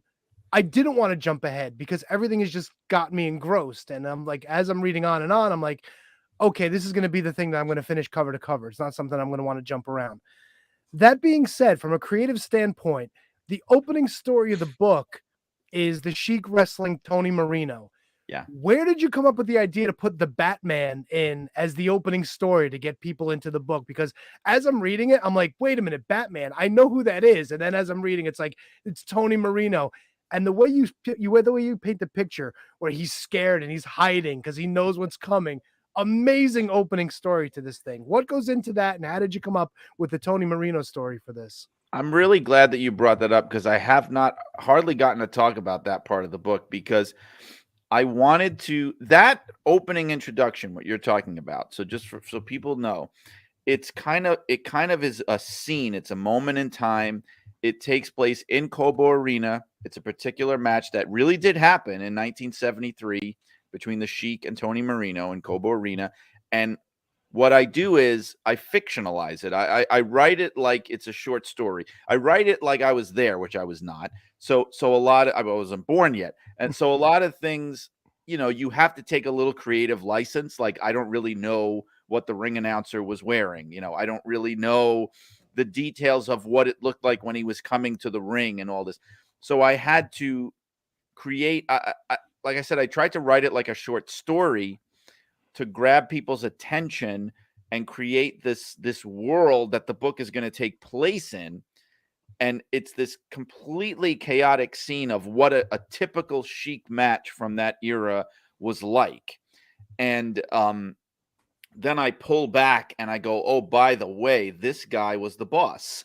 And this guy is not even Muslim. And this guy is Catholic. And he fought in World War II. And he has a kid going to Michigan State University or University of Michigan. And none of these fans know this. And the wrestler that he's tearing to pieces works for him, and that set the stage for what was to come. I wanted to start it that way to be this immediate hook instead of just, I'm going to start at the beginning kind of a thing. And also the interesting thing about that introduction, which is like a little short story, I used that as the pitch to sell the book. So when I sent the pitch to ECW Press telling them that I would like to write this book, the sample I sent them was just that alone. And they agreed on the book just based on reading that. So I guess they liked it too.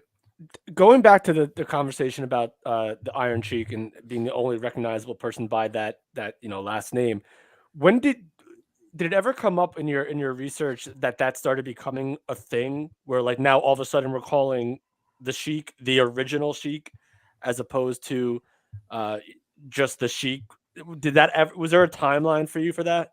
Well, he started doing that himself. So Okay.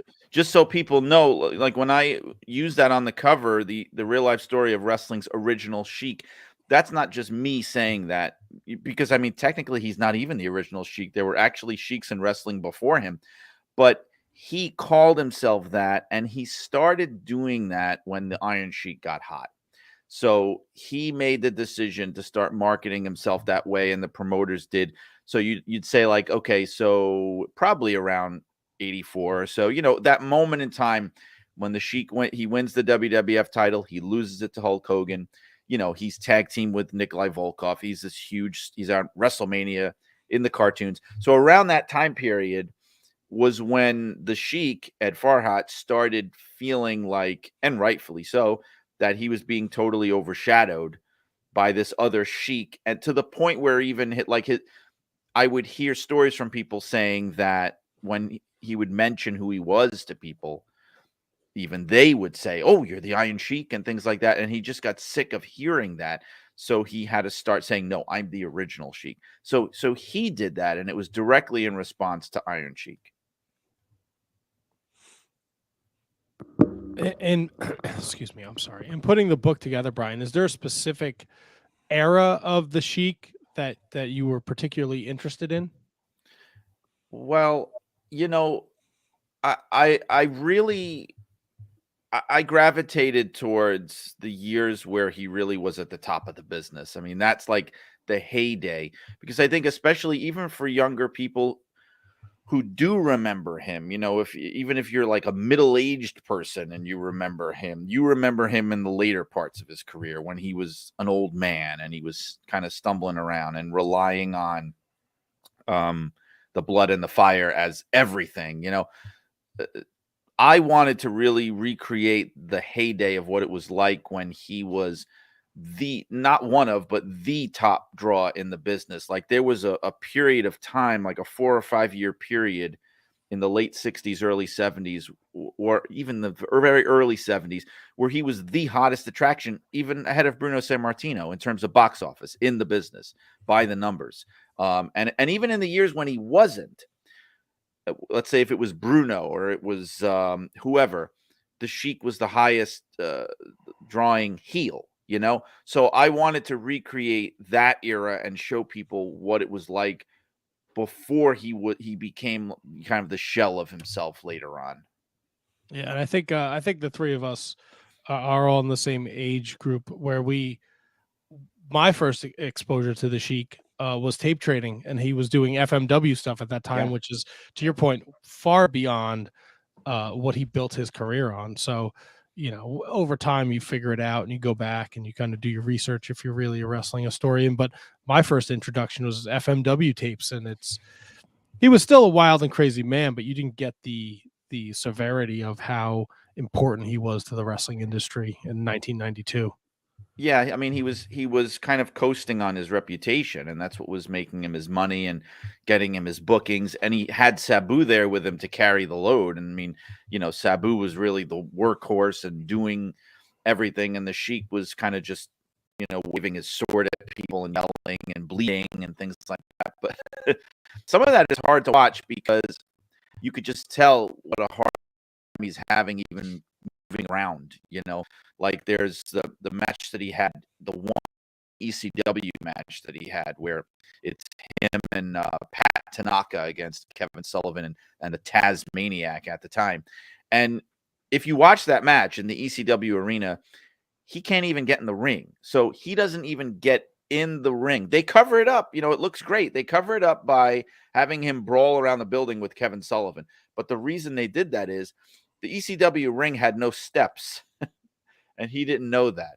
And he could not climb into the ring.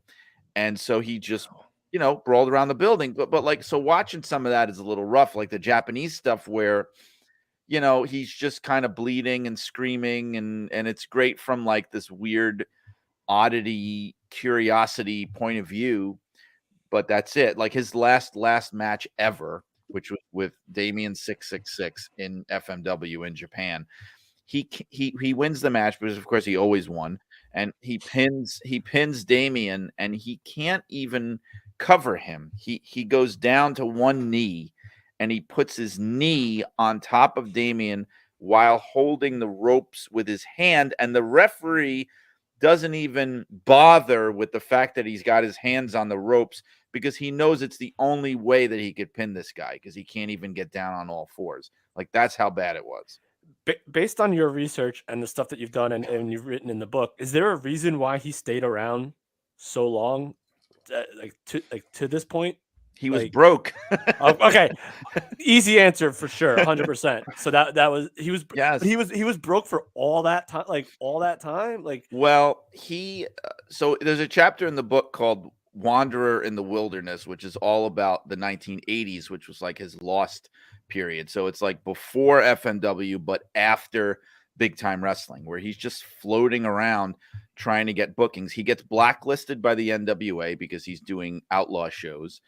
No one wants to work with him anymore because look, he has addictions. There's an ugly situation with his wife where he has a girlfriend, and the other promoters just find it uncomfortable. Like they liked his wife. It's a lot of awkwardness. He's trying to get the girlfriend booked on shows and just as weird things like that. So his money just starts to dry up. He's gambling. There's drugs, and he just will take whatever he could get. So like his company went bankrupt. Big Time Wrestling went out of business in 1980.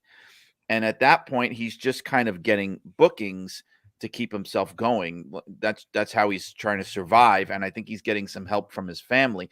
He slowly starts to build his fortune back. But because he keeps making these terrible decisions, it's like the money is flying out even faster than he can bring it in. So when Onita comes to him in I guess it was 91 or 92, the offer that he made was $10,000 a match. Who in the world is going to say no to that? I don't care if you're in an iron lung. Like I wouldn't say no to that. I've never even been in a ring before, And so they said, and not only that, but $10,000 to just walk down to the ring for 3 minutes, stab somebody with a pencil, scream and yell, and then run to the back, and then they give it to you before you walk out to the ring in cash. Oof. Now, no one's going to say no to that. So I was able to calculate, even based on the matches and things, that he made millions between 1991 and 95. The man made millions in Japan. So how could he say no, even though he was in his 60s? There was no way to turn that down. I mean, I can't blame him for doing that. I know throughout his entire career, like just going through some of the names in the book, I mean, he's worked with like Lou Thez and Nick Bockwinkel and the Funks and the Briscoes and San Martino. Like he's worked like all the big names through a huge like swatch of wrestling history. But the name that intrigued me the most, and I know the man that he probably has a more significant history with, was Bobo Brazil. And I know like early on in the book you had mentioned that there were some things that he saw and while he was in the service that he wasn't crazy about. But just talk to us a little bit about his relationship with Bobo Brazil and like what that really meant to him to try to open doors for people of color in wrestling. Yeah, so this was something that he was very conscious of, and that's something I didn't know going into the book, that he was very much conscious of race relations and of the problems that Black people in America had to deal with. Like you said, he saw it in the Army, because at the time in World War II, the Army was still segregated. And they would give the Black soldiers the worst assignments on top of it. Like they'd have them on cleanup duty, or sometimes they'd put them like on the front line, just like awful stuff. Like the way they were treated. And look, this is a guy who came from Detroit. He came from a city that was racially mixed. He came from a neighborhood that was not only that, but look, here's the thing that I get into in the book too. I mean, by the standards of today, especially he wouldn't even really be considered white. I mean, he wasn't Caucasian. He's Middle Eastern. In the 40s and 50s, there wasn't that kind of nuanced understanding of race in America, and he just kind of got lumped in with white people, especially like when you signed up for the army, it's white, black. So he was white, but he had that understanding of, I'm not actually, I'm not European. I don't have the same background as these people. And so later on, as a promoter, he's surrounded by these white guys, and they look at him weird. They look at him funny. He's the only promoter in America. There's one other major promoter in America, Pedro Martinez in Buffalo, who's not white. And at that time, they were I found instances of promoters being very dismissive of him and embarrassed of him and finding him low class and these kind of things. Like there's a letter in the book about where Sam Muchnick is writing to Johnny Doyle and saying that he's embarrassed to tell his wife that the Sheik is the promoter in Detroit now, so he had to deal with that kind of stuff. Bobo Brazil was his best friend in the business, which is so crazy to think, because they're like the ultimate mortal enemies, right? For decades in wrestling, they're like Batman and the Joker, just eternal struggle of these two guys. And they loved each other. When Bobo Brazil was going through a divorce, he stayed at the Sheik's house because he had nowhere else to go. His wife kicked him out or whatever. And they were that close. And the Sheik knew, because, part of it is it's a business too. And you can't ever forget that. Wrestling is known for that, for finding ways to make money from things like that. And so you have the Sheik, who is in a city where he's promoting that has one of the largest African-American populations in the country. So the number one babyface is black. I mean, that's very smart. That was also a very smart thing to do. And he knew to keep him on top there. But he also knew to give the fans a hero that they could cheer for and get behind, and that would unite the fans too. So that race didn't even matter. Because I interviewed fans too. That was another thing I did. And the people, everyone I talked to, white and black, they all said the same thing, that even with the city burning down and these crazy race riots happening, that at the wrestling shows in Kobo, nobody talked about race. There were never any racial slurs or none of that stuff. Everybody was just together. And part of that was that no matter what race you were, everyone hated the Sheik. So this is true. They all were united in hatred of this one man. And he knew that, though. He knew that, and he did it all on purpose. And Joyce Farhat said this in the induction speech at the WWE Hall of Fame. I was there when the Sheik went into the WWE Hall of Fame. His widow, Joyce, gave the speech. And she said something like that, of like how proud it made him that he was like this lightning rod, that everybody could get their frustrations out and their hatred and all this stuff just dumping on him, so that they didn't dump it on each other. Like he was actually aware of that, and he liked that he was filling that role. Did anyone come forward and tell you that he had a hard time dealing at any point with the hatred that he was developing? Like, were there ever any points in time where he was like, man, what am I doing? Like, did he ever rethink it? Like, because I know in the book, like, especially his older kids, said he had a tough time going to school because his dad was the Sheik, and mom was involved in the business too. Like, was there ever any moment where he kind of maybe regretted putting his family in that way, or it was just par for the course for him? I think that the kids had mixed feelings, I would say, because it's hard growing up that way. But I don't think he did. I really don't. I think that the more hatred, the more animosity there was, I think the more he felt like he was doing his job, and the more he felt like that's going to translate to money. That's going to translate to tickets. I want people to feel that way. The only problem, and I still don't think it was enough for him to go, maybe I shouldn't be doing this. The only problem was that sometimes you're putting yourself in physical harm. especially in those days. Yeah. Like those fans, they were not like, you know what I mean? They weren't like fans from today going, oh, that Roman Reigns, boy, he's really good at getting under your skin. That guy's really good at what he does, man. Oh man, I hope he loses. No. They were like, I want to kill. I don't know what the language. I don't know what the language things on this. You can say whatever you want, brother. I want to fucking kill this son of a bitch, right? That's what they're thinking. They're not thinking this is entertainment, right? They're like, I'm gonna fucking kill this guy, and that's why there are instances in the book where people tried to kill him, you know. Oh, for sure, yeah. But that happened to Freddie Blassie. It happened to Roddy Piper. It happened to Blackjack Mulligan, Buddy Rogers. But you see, those guys, that was part of the job to them.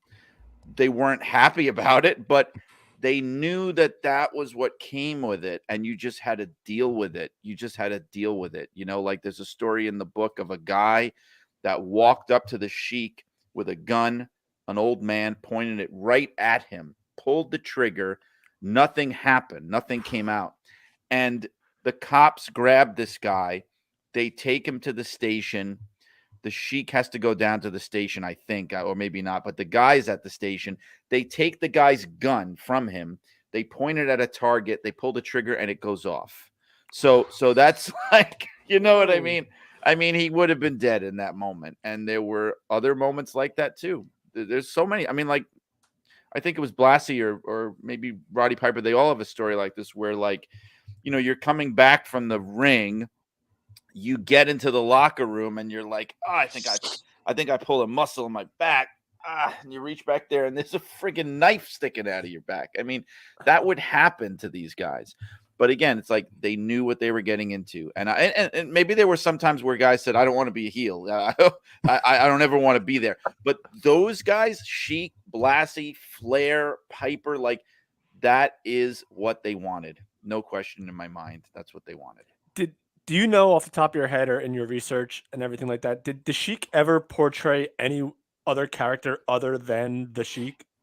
So I did discover, because I think a lot of people, in fact, everyone I talked to, even people that knew him well, they seem to believe that he just debuted immediately as the Sheik or the Sheik of Araby. That was his full name originally. And the common thinking was, yes, 1949, because that was the earliest record of a Sheik match. 1949, he debuts, he's the Sheik of Araby. Boom, right out of the box. And I discovered that was not true. And he actually started wrestling 2 years before that, and he was using his real name.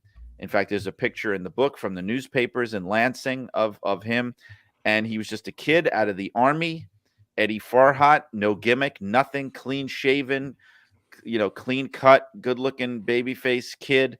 Yep. And he just wiped that person from existence like he never existed, so successfully that no one even knew, you know, until I dug it up for this book. I didn't know it. Yep. Well, since you brought it up, I got to ask you. It's a silly question. How deliciously ironic is it that a McMahon told him to shorten his name from the Sheik of Araby to just the Sheik?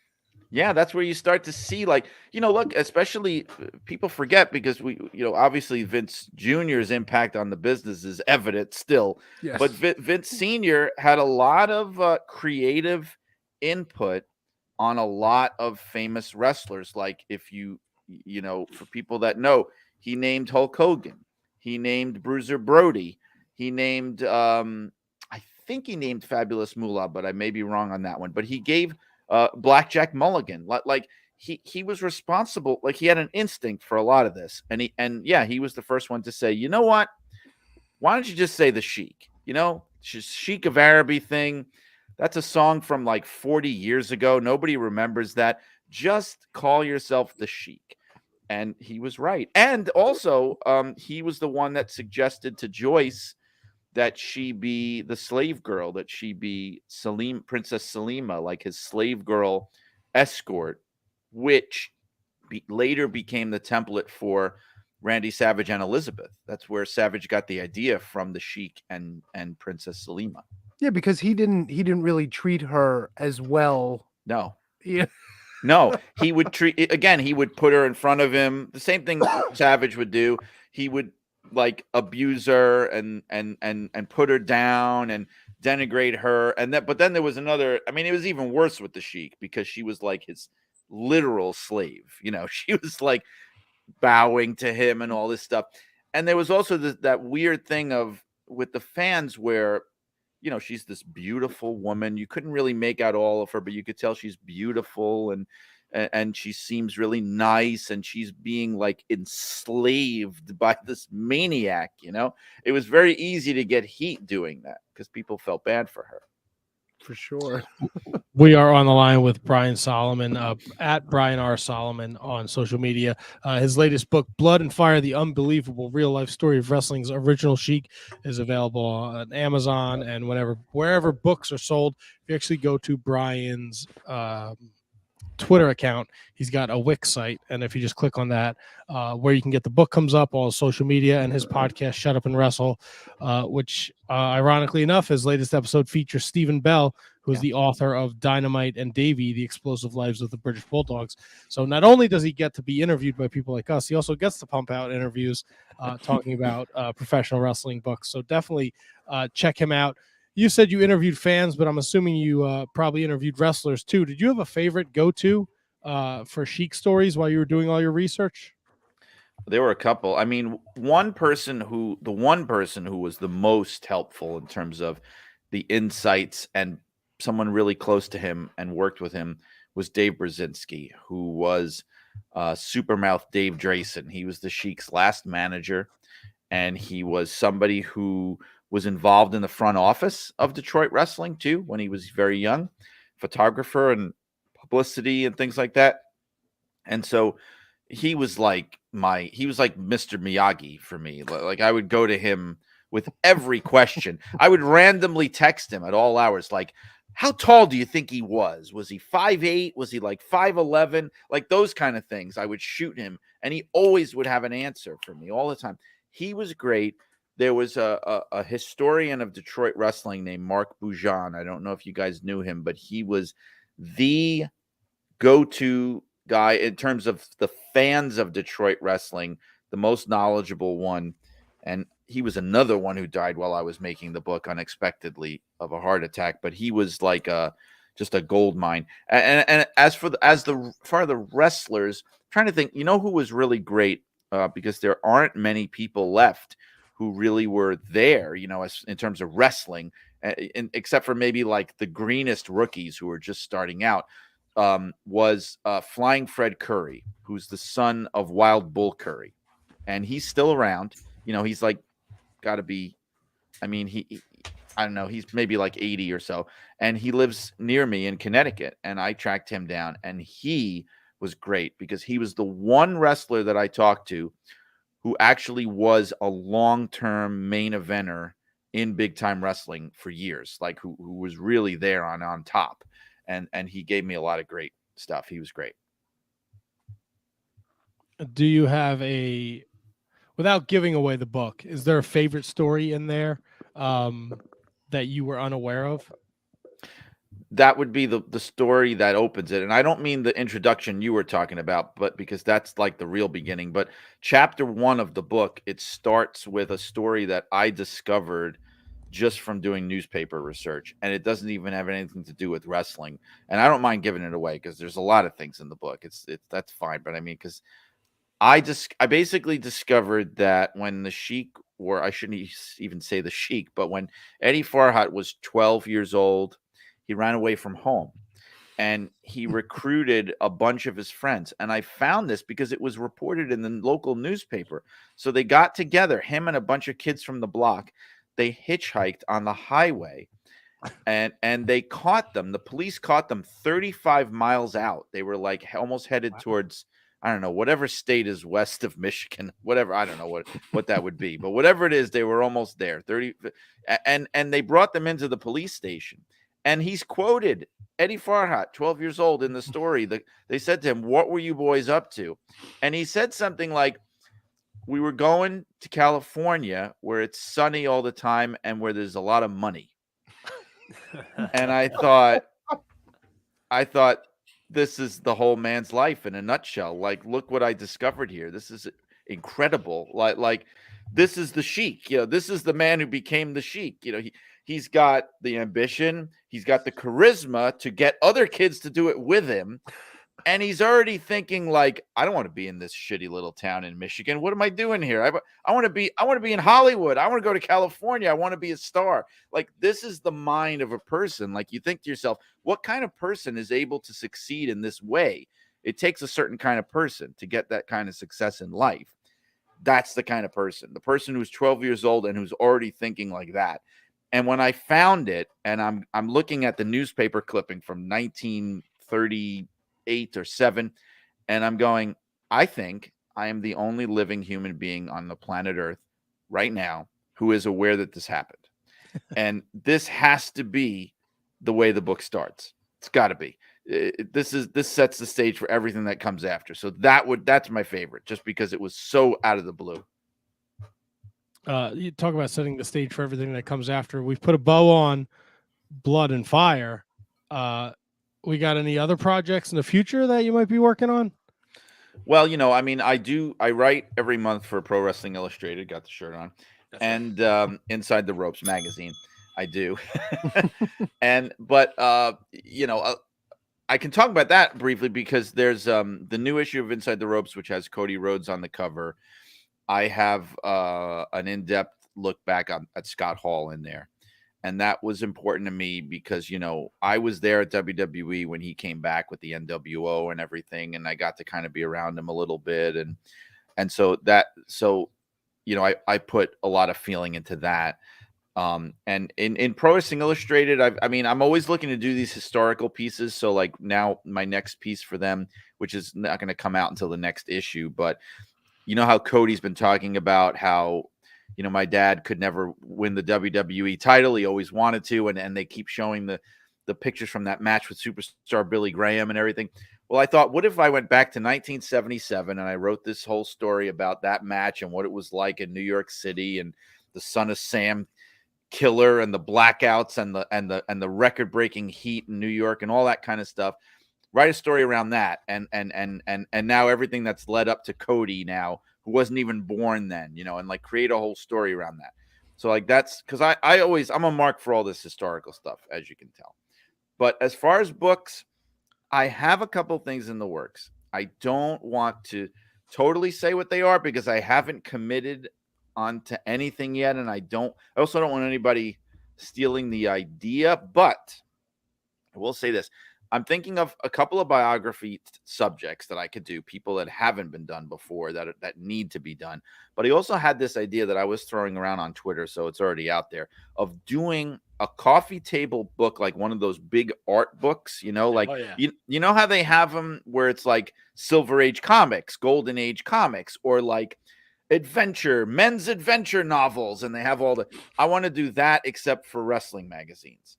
A giant coffee table book that goes into all the old wrestling magazines of like the 50s, 60s, 70s, 80s, 90s, and just all the great covers and the layouts, and talk to the people who made them and that kind of thing. That's something I'm seriously considering doing if I could find a publisher that would actually want to do something like that. Like, there's the company Tashin, who does a lot of those big art books, those coffee table books. And they're not all these highbrow artsy things. I mean, like I have one on my table right back there. Like I said, it's the Silver Age of DC Comics. And Tashin did that. If I could convince them to do this, then I'll do it. If I can't, then I'll do another wrestling biography. So we'll see. No, I think there's definitely an equal market when it comes to comics and professional wrestling. And in fact, sure. I think a lot of the audience probably intertwines, to be honest with you. Totally. I mean, when I did Cornette's show, he's a classic example of that. He's like fanatical about wrestling and fanatical about comic books. And you actually find a lot of people that are like that can converse about both in detail. And actually the book I'm finishing right now, because, I was done with the writing of this book a year ago. I'm finishing up a book that's non-wrestling that comes out next year. That's all about the history of superheroes. So again, in writing it, there's a lot of connections, in the way the stories are told and the way that you have the heroes and the villains and all that. So those have always been two big interests for me too, from going back to when I was little. You have a book about Godzilla, don't you?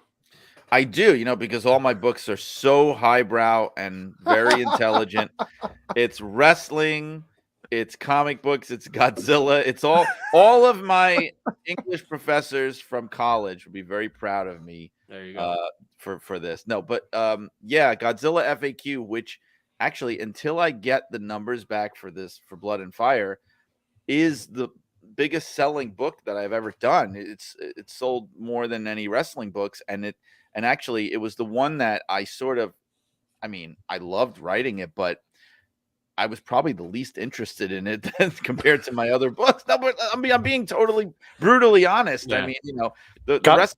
Godzilla is super offended by that statement. Well, but I even got to write about wrestling in that book too, because like some of those movies, it's totally wrestling. I mean, the way that the monster fights are laid out, especially too when you think about what was happening in Japan in the 70s, you had the explosion of All Japan, New Japan, Baba, Inoki, and all that stuff. And those people were also watching Godzilla movies. So there's tag team matches in some of those Godzilla movies. Godzilla suplexes one of the monsters. I mean, I'm not even making that up. You're right. He suplexes the guy. He drop kicks another guy. So I got to even write about wrestling in that book too. Yeah, right. Exactly. That's awesome. Megalon. Yep. Nice. Those PWI covers are fantastic. A book of those would be great. I just bagged up all of mine and organized them. Me too. Yeah, I have in my storage room over here. I had to get it all finally bagged up, and I even bagged up finally all the ones that I actually worked on at WWE, which I had kept a copy of every single issue I ever worked on, but they were not bagged, and so I finally did that. Some of them are like over 20 years old now, so they're getting yellowed. That's awesome. Do you have a favorite? A favorite story? No, like the magazines, like any one that you hold like near and dear. You mean of my own that I did, or you mean just as like a fan? Just like your collection in general. Well, I have. Okay, so there's one that really made me into a wrestling history fanatic, and it was an issue of the Wrestler magazine that came out in 1991, and it was the 25th anniversary of the Wrestler magazine, and it had this silver cover, and the whole magazine was about looking back at those 25 years. So it's like 1966 to 1991. And my head exploded because the only wrestling I knew, I'd started watching because of Hulk Hogan, the only wrestling I knew was that. And I really was very ignorant about anything else. And I'm other than, my family members would sometimes say things to me that of wrestling they remembered and stuff. But I looked at this magazine and the pictures that are in it and the stories. And I finally got this idea of like, what this really is and how big it is and how far it goes back and how much it encompasses. And I wanted to learn about everything. And that issue changed the course of my life. That's not even exaggerating. It did. That's awesome. Nice. Yeah, I pulled it up. What a great looking issue. Yeah, it is. It really is. Billy Graham, Bruno, Flair, Sting, Andre Hogan, Bruno on the Mascaris. I didn't think with Bruno on the cover. Come on, how could you go wrong? Stop with the Bruno. He was their favorite cover guy. Him and the Sheik. They were the two tops from that era. Put those guys on the cover, and it was sold. Bruno was very lucky because, well, I mean, that's very patronizing to say, but I mean, one thing that he was fortunate about was though that he was in the territory that happened to be in the same city where all the wrestling magazines were published. So, yep. If all the wrestling magazines were coming out of Los Angeles, it might have been Freddie Blassie, or if they were coming out of St. Louis, it would have been, Harley Race. So, I mean, some of that is serendipity too, of like where you are in the business. New York is where it's happening. So that was Madison Square Garden, For sure. No, Brian, this has been an absolute pleasure to sit down and talk to you. And I looked on your Twitter before. I know you've been doing the circuit today, talking a lot about the book. I know my voice is going to go soon. We appreciate the time. again, at Brian R. Solomon on Twitter. Please check him out. Follow him. Check out the latest book, Blood and Fire. If you just throw Blood and Fire on Amazon, it pops up. The Kindle version is available, and the book should be out on Amazon hopefully this week, but I'm sure there's somewhere else on the internet you can find the book. Well, you know, if people want the hard copy too, they can go to barnesandnoble.com, because I understand that barnesandnoble.com actually has the physical copies more than Amazon does at the moment for now. So Nice. if you know, that might be even quicker than Amazon right now if you're looking for a hard copy. There you And go. then, of course, Shut Up and Wrestle, Brian's podcast, which you'll want to check out this latest episode. They're talking British Bulldogs, which I know we have a lot of old school wrestling fans, so I'm sure they'll enjoy that very much. Great. Thanks for having me, guys. This was a lot of fun. Thank you. Thank you. It was Brian, our had a good pleasure. time. Before we let you go, is there anything Yeah. you want to leave for the fans or people out there If anything, what? you would like to say before we let you go? Oh boy, I don't know. I mean, I just hope that people will give the book a shot, even if like we were saying before, if you're not familiar with the Sheik and you don't really know who he was, even more of a reason to pick it up and read it and understand what an important figure this guy was. You know, this isn't just a book for nostalgia, although that's great for people that grew up with the Sheik and loved him or hated him. That's great. But even if you didn't, if you're a wrestling fan, there's something in this book for you. It's just, it's got so much history in it that you're going to come away with a lot of knowledge, guaranteed. Awesome. Beautiful. Thanks, guys. Brian, Beautiful. thank you so much. Brian. Enjoy the rest of the night. Hopefully we get All to right. talk to you again soon. Maybe we can just come on and bullshit about old school wrestling. Anytime. I can talk about this stuff forever. As you could tell, I've been doing it today. So anytime I'd be happy, seriously, to do it, book or no book. All right. Beautiful. Thanks, guys. Awesome. Sounds Thanks, good. Brian. Have a great night. Bye-bye. Remember, folks, Brian R. Solomon on social media. Please give him a follow. We're going to do Patreon plugs. We're going to do network talk. We'll come back. We'll talk a little NWA, a little Wizards Rewind. Did I forget Yes. anything? No, That's it. good. That's all we need. I have to take a piss. So do I. Oh, geez, you're gonna leave me for the network wraparound? All right. Can I you could- do I the can handle network this. real fast, man? Yeah, Come on. I could do it. Give me a second. I'm just like gotta pull- dying over here. I'm I dying over here.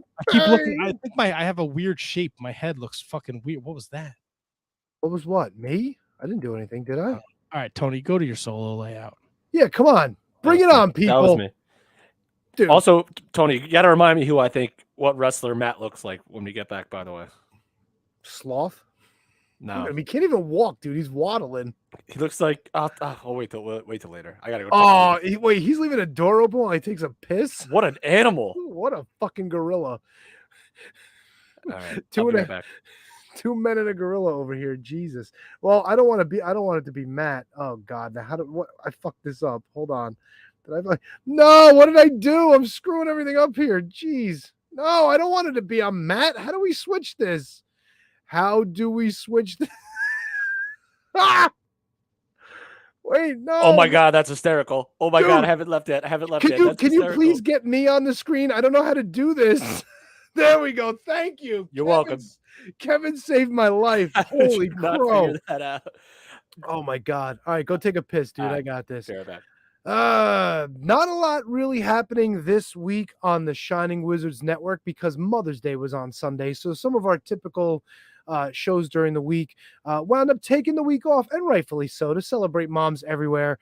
Of course, the Mark Order podcast this week without Matt, as usual, covering everything in AEW. I don't know. There's notes here, but it's an AEW podcast. If it happened on AEW this week, they talked about it. There you go. Snowy and the boys, Wrestling Night in Canada, talking about Jumping the Shark this week. What exactly did they talk about? Let me see. They talked about, that's what they talked about. Promotions that went out of business, AWA, UWF, Jim Crockett, World Class, WCW. They cover everything. That's a lot to cover, man. But you know what? They're fucking nuts. They're from Canada, and they're covering it all. Radioactive Metal this week. Aaron and Snowy talk about guitars. Give him the axe. And as a matter of fact, I want to shout him out. I want to be the first one to shout him out. Radioactive Metal is reaching a milestone. Episode 700 this week. So please show those guys some love. They do a great job. Even though Snowy's Canadian, we don't handle that against him. He's kind of smart for a Canadian, I guess. Ringside Rant this week, covering the May 5th, 2006 episode of SmackDown. We got Rey Mysterio and Mark Henry in the main event on that one.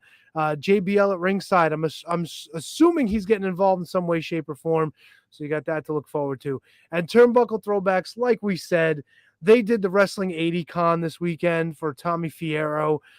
4 hours worth of goodness. I know for sure that Paul Roma's in on that somewhere. Jesse Ventura was involved with that. Jake the Snake. So show Phil some love. I know Matt fucking doesn't like him half the time, but whatever. That's not true. I don't see you on the screen. I wanted to talk shit to see if you were back. Anyway, so that's what's going on this week all around the horn on the Shining Wizards Network. Don't forget, we've got 8 great shows on the network. By the way, don't forget to tune into the broadcast each and every week and support our boy, Mike Freeland, the Front Row Material feed, where he does Freeland's 5 no longer exists. It's now Freeland's News. I don't know. He expanded it because he loves to talk. Fuck it. He does a great job. Go over there. He's giving you news and notes every single day of the week. You could spend all day and all night with Mike Freeland. Who wouldn't want to do that? And that's what's happening over on the Shining Wizards Network. And now, while he yawns and gets ready to bring the goodness for the Shining Wizards Patreon supporters, take it away, Matt. Oh, thanks, man. My head is shaped like really weird, and it's been bothering me all night. I think it's because of your haircut. I think because your hair's fluffy. Maybe it's like a kind of like disproportionately shifting you. When was the last time you trimmed your beard? Oh, I don't know. See, well, that's the thing. Like, if you got a scruffy beard and a fuzzy head, like on top, that's probably why you're looking a little. My head is like oblong, like a peanut. Well, I don't think the headphones do you any favors. That's why I use the earbuds. Yeah, I might have to look into getting some earbuds. All right, well, I'm going to go take a piss. Look into doing some Patreon supporters. All right, well, if you are listening to this podcast, you're watching it on YouTube, Twitch, Twitter, Facebook, wherever you get the show. If you want to support the Shining Wizards Wrestling Podcast, you can for as little as $1 a month. And that $1 a month gets your name mentioned on the show. $3 a month gets you our bonus episodes. $5 a month, we will promote your website, social media, or whatever you will like. $10 a month. Right now is Boxes of Wizardry, and we're gonna go in a new direction in July. So get them while you can, kids. And all those people waiting for boxes, I have your name on the list. I'm gonna do mega boxes. So you're gonna get like a bunch of shit. One last go, hurrah! A lot of wrestling shit. So stay tuned, kids. I didn't forget about you. We're very organized over here, contrary to what you may believe. I have lists. I have tons of paperwork around my desk here, so we're ready to go. And we're going to take this time to thank those over at the Patreon that support us here at the Shining Wizards. And we're going to start with Queen, Kathy Hummer, the King, Manny Crazzo, Danny Rusinello over at Not Danny Russ on the Twitter machine, Anthony Rusinello, Sean Toe, Sean Calejo, Kate the Great Hensler, at Miss Kate Fabe. She's the Mark Order podcast. She does Sour Graps. She does the SmackDown Rampage post show. She's a very important part of Fightful. And lately, people have been giving her shit. About what? Just people are fucking awful. I'm pretty sure she deactivated her Twitter tonight because she's been getting like nasty fucking messages from internet trolls. All right, people. so here's one person that I will absolutely fight anyone to the death for, and that is fucking Kate. So if you got a problem with Kate, direct all your fucking hate shit towards me, and I will fight you. Like literally, I will fight the shit out of you. I fucking love Kev. Me and you, buddy. We got this. Me and Kevin are just gonna start taking out Kate's haters. So anyone that has any sort of notoriety in professional wrestling at all, or wrestling media, all of a sudden becomes a target, and that pisses me off. Do better with yourselves, people. Do freaking better. I just made me so mad that I heard that, Matt. I'm sorry, I didn't mean to upset you, Kevin, but no, Kate's a friend and we love her here at the Wizards, and I don't want that. So when she comes back, hopefully to Twitter, follow her at Miss Kate Fabe, and let's stomp out the trolls, people. Stomp out the trolls. Matt Garifo, you have no right to freaking be a douche like that at all. If that's sorry, Kev. I didn't mean to upset you. It's all right. Matt Garifo, no relationship to the KJG. Maddie Mellinger, Christine Friesendorf, Mark Parloni. Happy birthday, Mark. There we go. Kenny Hossey, the Scotch drinks more. J Cop, Big Cop of Pump, the only thing worth listening to on the Turnbuckle Throwbacks. That's right. Thomas Cops, the Mott Spock at High Five Tom. He's doing his Marking Out podcast, the ROH Revelry. I'll be doing that on Thursday, I think. I was going to say, Kevin, I heard a rumor you were going to be a guest on his show. Yeah, this Thursday, May 12th. I think that's the Thursday. May 12th. I'll be on that show. I'm looking forward to it. I'm not going solo screen if we're going to have conversations. It's rude just to see my dumb face. No, you're good. No, you're good. I just want to make sure you're seen and heard, not just I look like shit. People don't need to see me. Nah, you're fine. You can't look worse than me. Michael Hammond, Matthew Birch, Braden Bergen at BergXERO on the Twitter machine, the LeBron James of Mattel Elite Figure Collecting, Brendan Haney, Kerry Cowling at the Kerry Crush on the Twitter machine. My man Ryan Schlong, he's doing great things over at the Mark Order. At Mark Order Pod is his Twitter handle. He runs the show over there. So all that positivity is coming from Schlonger. Asian Joe. David Henry Bauer III, his pal Antonio Hossaman makes experimental music at harvestmanrecords856.bandcamp.com/music. Mike Peterson at LOL, Mike Peterson on the Twitter machine. Rob Humphrey, I dunk biscuits. My man Roll. Our friends over at the Daily Smark at the Daily Smark on Twitter. DailySmark.com is the website. They help you find the latest wrestling news along with up-to-the-minute daily podcasts. Don't forget, we deliver YouTube videos to keep you in the loop. And last, but certainly not least, William Mercier Jr. Lives are going to be in William Mercier's hands. You know what I mean? Kevin, I know what you mean, my man. Oh, I'm so glad. So thankful. Tony, do you know what I mean? I do know what you mean. Holy shit. So, Matt. Are you okay over there? No, I think there's body cam footage released of our friend's arrest. Sorry. Oof.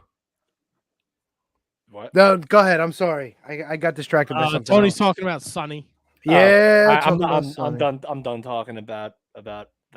But Matt, while you left your door open and your camera on while you were taking a leak ski, I told Tony of a wrestler that I think you look like, and you mentioned your weird shaped head before the break. Yeah, my peanut head.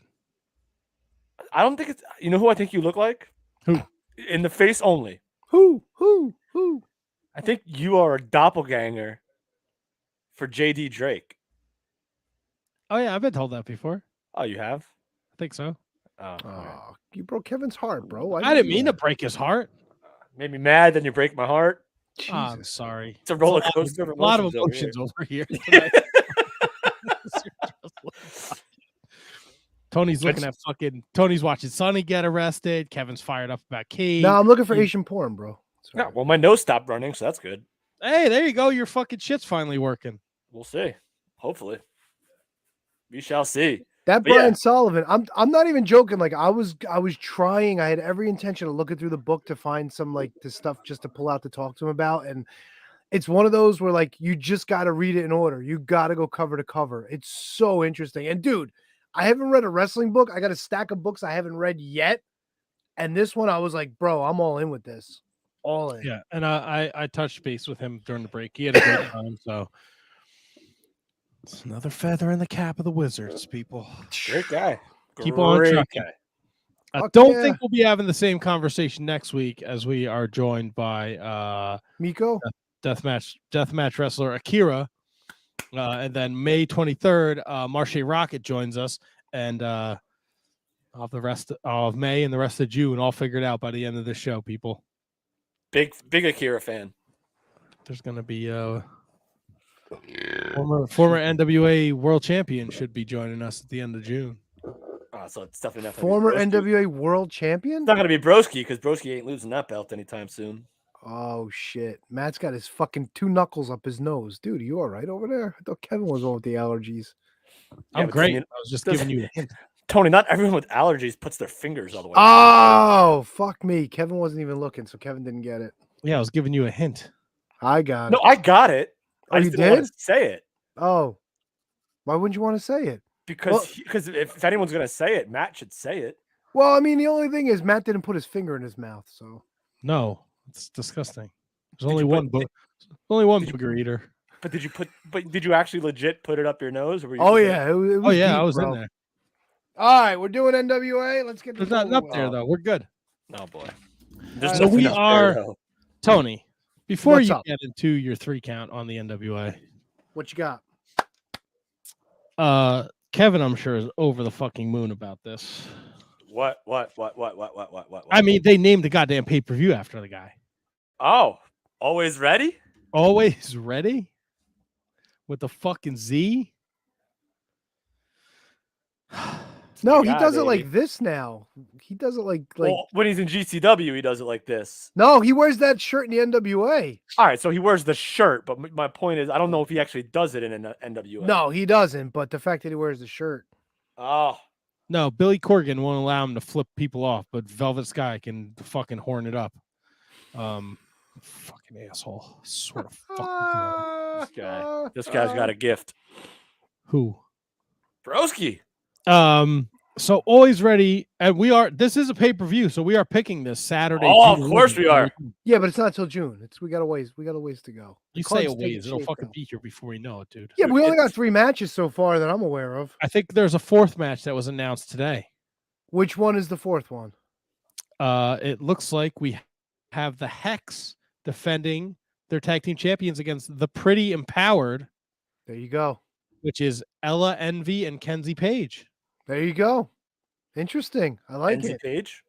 Kenzie Page. Also, we have La Rebellion against the Commonwealth Connection. Tyrus against Mims. God, we have to sit through another fucking Tyrus match. Yo, big strong Mims. He'll be in the 3 count. Keep it going. Yeah, but is big strong look, if Scion isn't taking the TV title from Tyrus and the Pope's not doing it, who's taking the motherfucking TV title from Tyrus, Tony? We'll get there. 3 count. Broski. Hold that. All right, and then you're he's got enough titles. Kevin doesn't need Bisha, more bisha, titles. bisha. Broski belts. Jack Stane defending the national championship against Chris Adonis. Chris Adonis trying to become a 3-time national champion. I hope Jack Stane smushes his head like a grape. Well, Tom Latimer's already thrown his hat in the ring to be next to challenge Jack Stane anyway, so maybe we get something out of this. I don't know. If you throw your hat in the ring, do you get it back?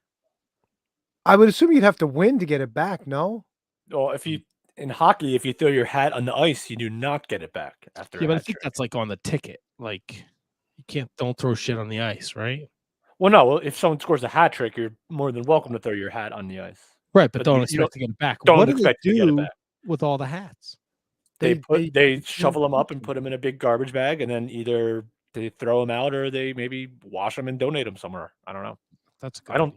Kev, why do they throw squids on the ice? No one's. Only the Detroit Red Wings throw a squid on the ice. Why though? Like that, I am not 100% sure on. It has something to do with homage to the original Sheik. That's probably. Right. Yeah, that's what it is. Yeah, pretty sure it's a Detroit Red Wings solo gimmick. So, all right, so T-Donk, give me the 3 count there, mother trucker. Here's your 3 count. Now, as much as I loved MLW this week, it was this week for the NWA to take an L in the opening of the 3 count. The Fixers, who I usually love, and the Rude Dudes, who are growing on me, had a tag match, no disqualification, and it was the shits. They were all over the place, dude. You can't talk that way about a past guest. Jesus Christ. Dude, it was not good, dude. Like, people were waiting to set up spots. Like, shit just looked disjointed. Whatever happened to Corporate Tony? By the way, 2 former guests, right? Sam Adonis and Jay Bradley. So, Jay Bradley was on the show. Oh, look at this guy. Not remembering his Wizards history. That's why you're not challenging for the Can You Beat That championship. Oh, fucking fuck you, dude. Yeah, so this was bad. You know what was good? Man. What was good? Big, strong Mims came out and he answered the Body Slam challenge. And everybody was out there. Black G's was out there. Clearwater was out there. Fucking Austin Idol was out there. And they were all talking shit. They were all talking smack. Goes for it the first time. Tyrus pushes him off. Goes for it the second time. Tyrus hits him. He fucking fires back on Tyrus, and woo, boom, he sends Tyrus down with a slam. And as everybody tried getting in the ring to take down Big Strong Mims, he said, not today. He fucking sent the entire squad, Church's Money Enterprises and fucking Austin Idol Entertainment, sent them all packing. So that's why Mims has got that title shot, which will be the 6th defense for Tyrus. At least that's what they were saying on commentary. It might be more, but Tyrus is getting close to that magic 7, bro. Nobody wants that. I don't know, man. Okay, Tony, come on. Dude, are you Tyrus serious? Tyrus against Matt Cardona? Bro, sell out in any arena in the country. I gotta agree with Tony on this one. Come on. Other than Tyrus. You know Cardona's not the problem. It's fucking Tyrus, dude. Yeah. How many Tyrus matches are we gonna have to fucking watch? Hopefully where our review is he's fucking lazy. Probably not too many more, because I think maybe this is Mims' time. Maybe they're pushing Mims. Get Mims. Big strong Mims. My number one, my third count for the week, and the most important count of the week. What's that? I talked about her a few months ago, and I quipped how she was getting better. She looks better. She's lost weight. She moves faster. She's more aggressive. Kenzie Page had 2 matches this week. She wrestled Mickie James on Powerrr, and she wrestled Natalia Markova on USA. She lost both matches, but she looked fucking amazing in both of them. She's so aggressive. She's everything that she does makes sense. She's where she needs to be when she's on a comeback or she's getting beat up. Kenzie Page is fucking amazing. Write it down this day. She's going to be a future NWA Women's Champion. Guaranteed. Guaranteed. Let me write this down. Write that shit down. I dig it. Fantastic. Impressed the shit out of me. And I didn't like Kenzie Page at all when she came into NWA, but fucking past couple of months, man, she's been looking amazing. Kenzie Page, future. Tony, was there an MLW top 10? No, they haven't done one in a while, Kev. So do they know that that's very good podcast fodder for us? Do they not care? Listen, I've talked to my boy Court a few times, and he's like, bro, we just got to work it in. Sorry. All right. What do we got here? Reach out again if you don't mind. And that was my NWA. Oh boy, New Japan. Here we go. All right. And then you wonder why I go elsewhere to talk about New Japan Pro Wrestling. There's a response like that. I try did you talk about New Japan enough already today? Yeah, man. Not on this podcast, buddy. Don't you talk- fucking dogpile on me too, Kevin. What do we got here? A cup of haters. A cup of haters here. You should show up on Wednesday and talk about it there too. Oh, you probably if I will. don't have to work till 11 Tanishi's o'clock all at over. night, I would, you dickhead. There's no point in me showing up to talk about a goddamn wrestling show if I haven't fucking watched it. Because then we do that every week here. What are you talking about? Yeah, I didn't watch any New Japan since. You didn't watch anything this week, and you're here. Come on. Well, that's not true. You watched Superstars. I did, and Season I have 7, all the episode notes 15 here. or whatever it was. The Mark Order podcast is a fantastic vehicle, but it's an AEW only show. I have not seen AEW in 2 weeks. I haven't seen Rampage. I haven't seen Dynamite. I haven't seen none of it. So wait. So you haven't watched AEW in 2 weeks yet? You get mad at me for not having watched it when I'm complaining about how they're using Daniel Bryan? I'm not complaining about it. You kind of did. I was not complaining about AEW. I don't think anyone was complaining. I think we were just curious as to why you don't watch it at all. Because I'm working. No, not you, Matt. Not you. Tony. What? Jesus, why? man, take a fucking breath. Is there a reason why? I need to know some sort of motive. Yeah, because why should I waste my time watching it when I just tune into a show on Wednesdays at 10:15 and get all the information I need? Why wouldn't you want to watch wrestling though? I watch enough wrestling as it is, bro. You watch 2 hours of wrestling. I'm calling bullshit. You watch MLW and NWA, which is also mind-boggling why you choose to watch. I mean, granted, that's the contribution, and it's greatly appreciated. But why do you choose to watch those over AEW? Because I love them. There's something about the NWA I like, and there's something about MLW. NWA I get. I love the NWA too, and trust me, I wish I could watch it every week. I don't. You had like 1 foot out the door in MLW like 2 weeks ago, and now I'm back. I told you they had a great week. 9 toes out the door. They had a great week this week. The last little piggy was going all the way home. Well, fucking Microman is the last little piggy. I hope it continues. All right, well, come on. Let's Well, go. just New a Japan. couple things on the New Japan 3 count. The Fightful Overbooked New Japan show should be debuting this week, and I talk a lot of New Japan with Kieran, so please check it out. It's not that fucking serious either. It's pro wrestling, so I'm sure some fucking uber nerds are going to listen and be like, "That's not right." Go fuck yourself. That's what I have to say about that. What, Tony? Go Yeah, fuck go yourself. fuck yourself. It's Really? fucking pro wrestling. Who gives a shit? It's not that serious, man. Exactly. Big weekend. They got Capital Collision coming up on Saturday night. Fight has said there will be no issues like the Windy City Riot. Your main event is your fucking asshole friend Hiroshi Tanahashi, Tony, this dumb fucking hair, will be defending his U.S. title against Will Ospreay, John Moxley, and Juice Robinson in a 4-way. Oh, really? How really? they've been doing a lot of these man matches lately, haven't they? The tag and the Yeah, I don't tags they do a lot of, but this like 4-way thing they don't really do all that often. Right. Okay, well, all right. So I meant all right. So maybe a lot of it's different. I'm saying I've seen. So they're new, but I've seen it a couple times. They don't do like fatal 4-way tag matches in New Japan all the time, do they? No, it's very rare. So they did one at Dantaku. Dantaku, and now three they're getting teams. 3 teams. Yeah, all right, but yeah. Bad Luck Fale, World Tag Team Champion. Fuck out of here. Now, if I could do that one over, I'd pick them. Also on the show, Brody King, Minoru Suzuki, Eddie Kingston, Big Tom, Okada, and Trent Beretta against Jay White and Haikuleo. Nice. I might check this out. Yeah. I definitely think I'll watch it. If not Saturday, maybe Sunday. Best of the Super Junior starts this week, so I'm very pumped up for that.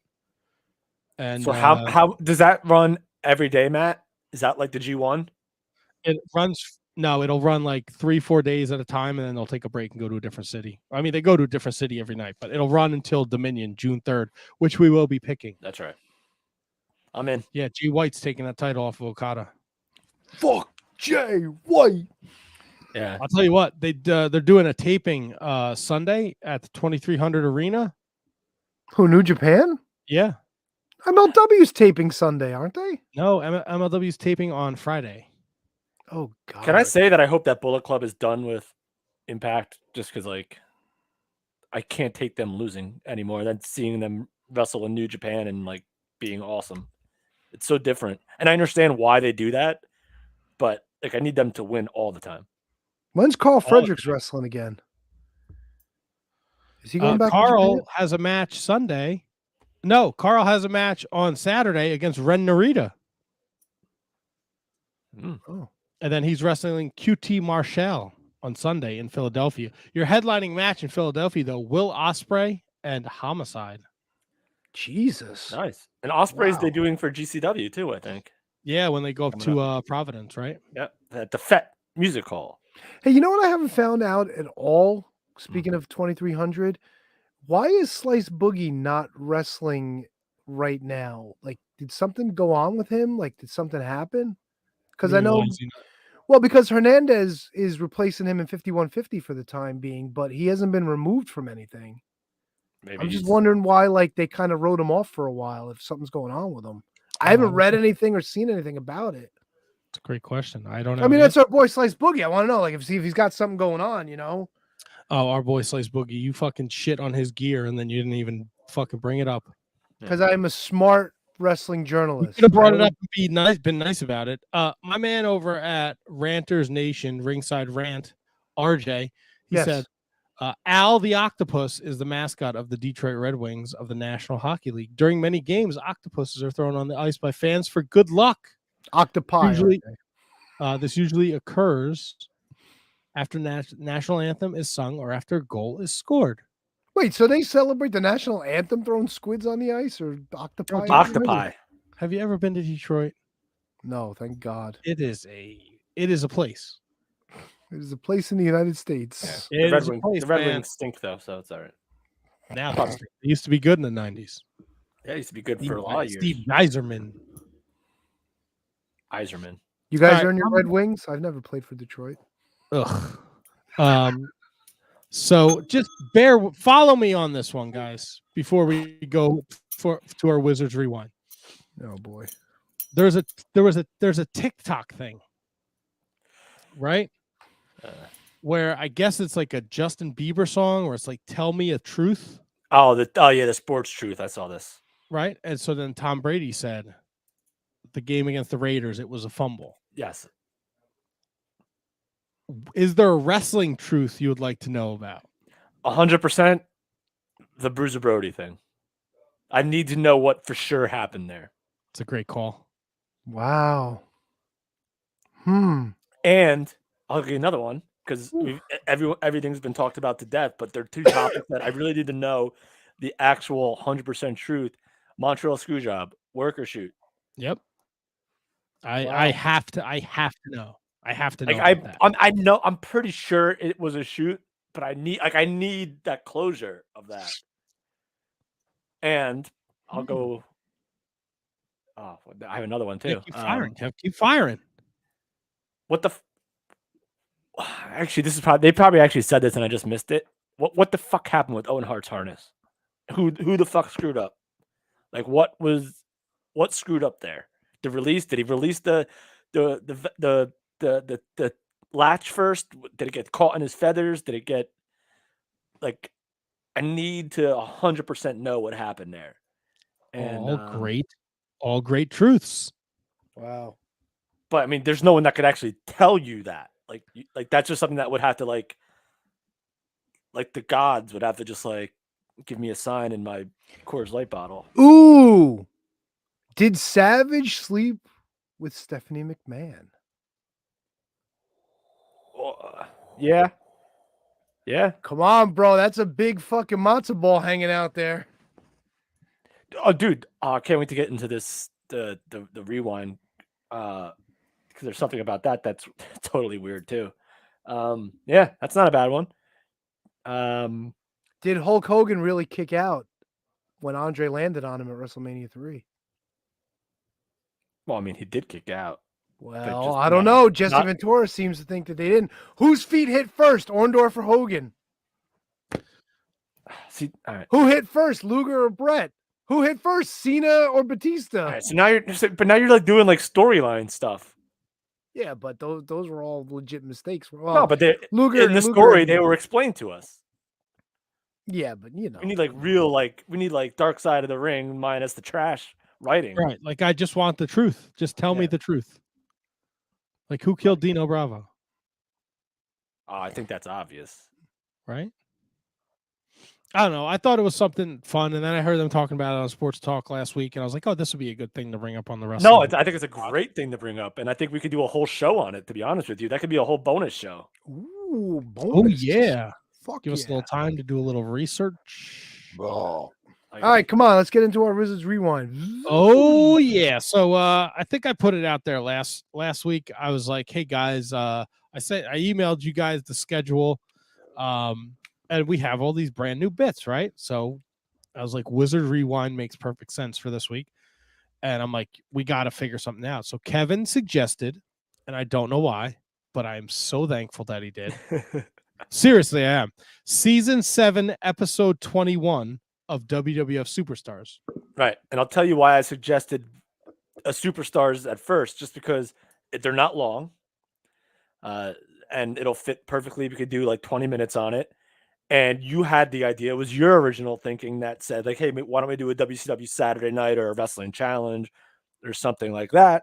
So I was just scrolling through Superstars episodes, and I hate that they're really pretty much just 1992 and on, and there's no 89, 90, 88, like, and nothing like that. But I found this one, and it was literally just the tagline of it that made me was like, all right, this could be good. Of the Ultimate Warrior. Go ahead. No, you're absolutely right. And I feel like we had this conversation before, Kevin. Maybe Tony, I don't know if you were here for it. 1992 WWF is an enigma to me. I remember bits and pieces, but there's a lot of weird shit in this show. I feel like after WrestleMania 8, it's all like a blur to a lot of people. Maybe you, because I know you probably do remember WrestleMania 8. That was 92. Yes.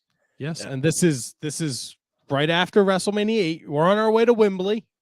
Yep, we're in the middle of May 21st, if I'm not mistaken. Yeah, this show is dedicated to all the men and women that have died defending our country. Vince was quick to point that out. Wembley. It's a little awkward. We're in Syracuse at the War Memorial. Of course we are. That's a great pull, Tony. And we kick off the show with The Undertaker and the man, the myth, the legend, Bill Pierce. Give it up one time for Bill Pierce. I just want to point out there were 7 matches on this show, 45 minutes. One match went over 2 minutes, and it was this match. Because Undertaker moved like he was like a freaking zombie back then. He was a dead man, so he moved slow. Pop like crazy when that fucking gong went off. People were loving the Undertaker. This was also in the middle of the Berserker trying to kill the Undertaker with his sword. I wish that's the one I picked. I wish that's the episode of Superstars I picked. Do you guys remember that? Do you guys watch put the sword through the ring like fucking Claymore did, didn't Undertaker he? just moved out of the way. Mm-hmm. And listen, this is one of the very few times, and I could be wrong, that in like the Talking Heads segment of when Undertaker was actually wrestling, Berserker actually like cut a promo. Yes, he did. And like he does not sound like anyone that's like threatening. He should have never spoke. He should have just done huss. I mean, it's John Nord. He can cut a promo. No, no, nobody in this era could cut a promo. John Nord wasn't bad. They were all bad, Tony. All of them. Every single promo that you saw. We got a really bad one during this episode. Was John Nord the worst one? Was the Barbarian? No. All right. Not my opinion. Oh, was it Crush? Yes. Even Papa Shango's promo was better than Crush's? Yes. Bro, Crush's was so fucking... There's like a fucking 4-second gap between his 2 points. That was just like...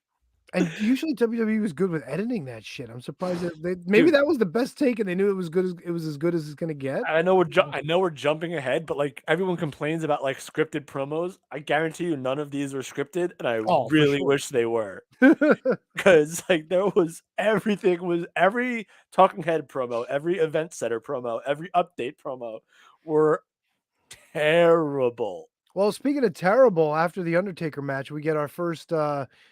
Our first delve into the storyline between Ultimate Warrior and Papa Shango. This was the curse. The curse. This just to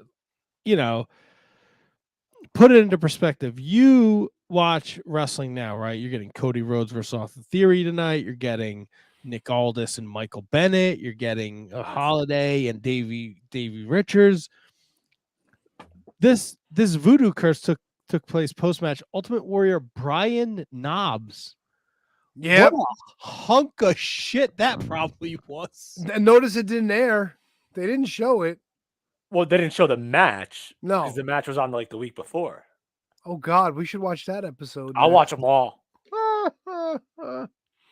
But yeah, what kind of fucking weird paradoxical universe does fucking Brian Knobbs get job duty to fucking Ultimate Warrior? Jesus.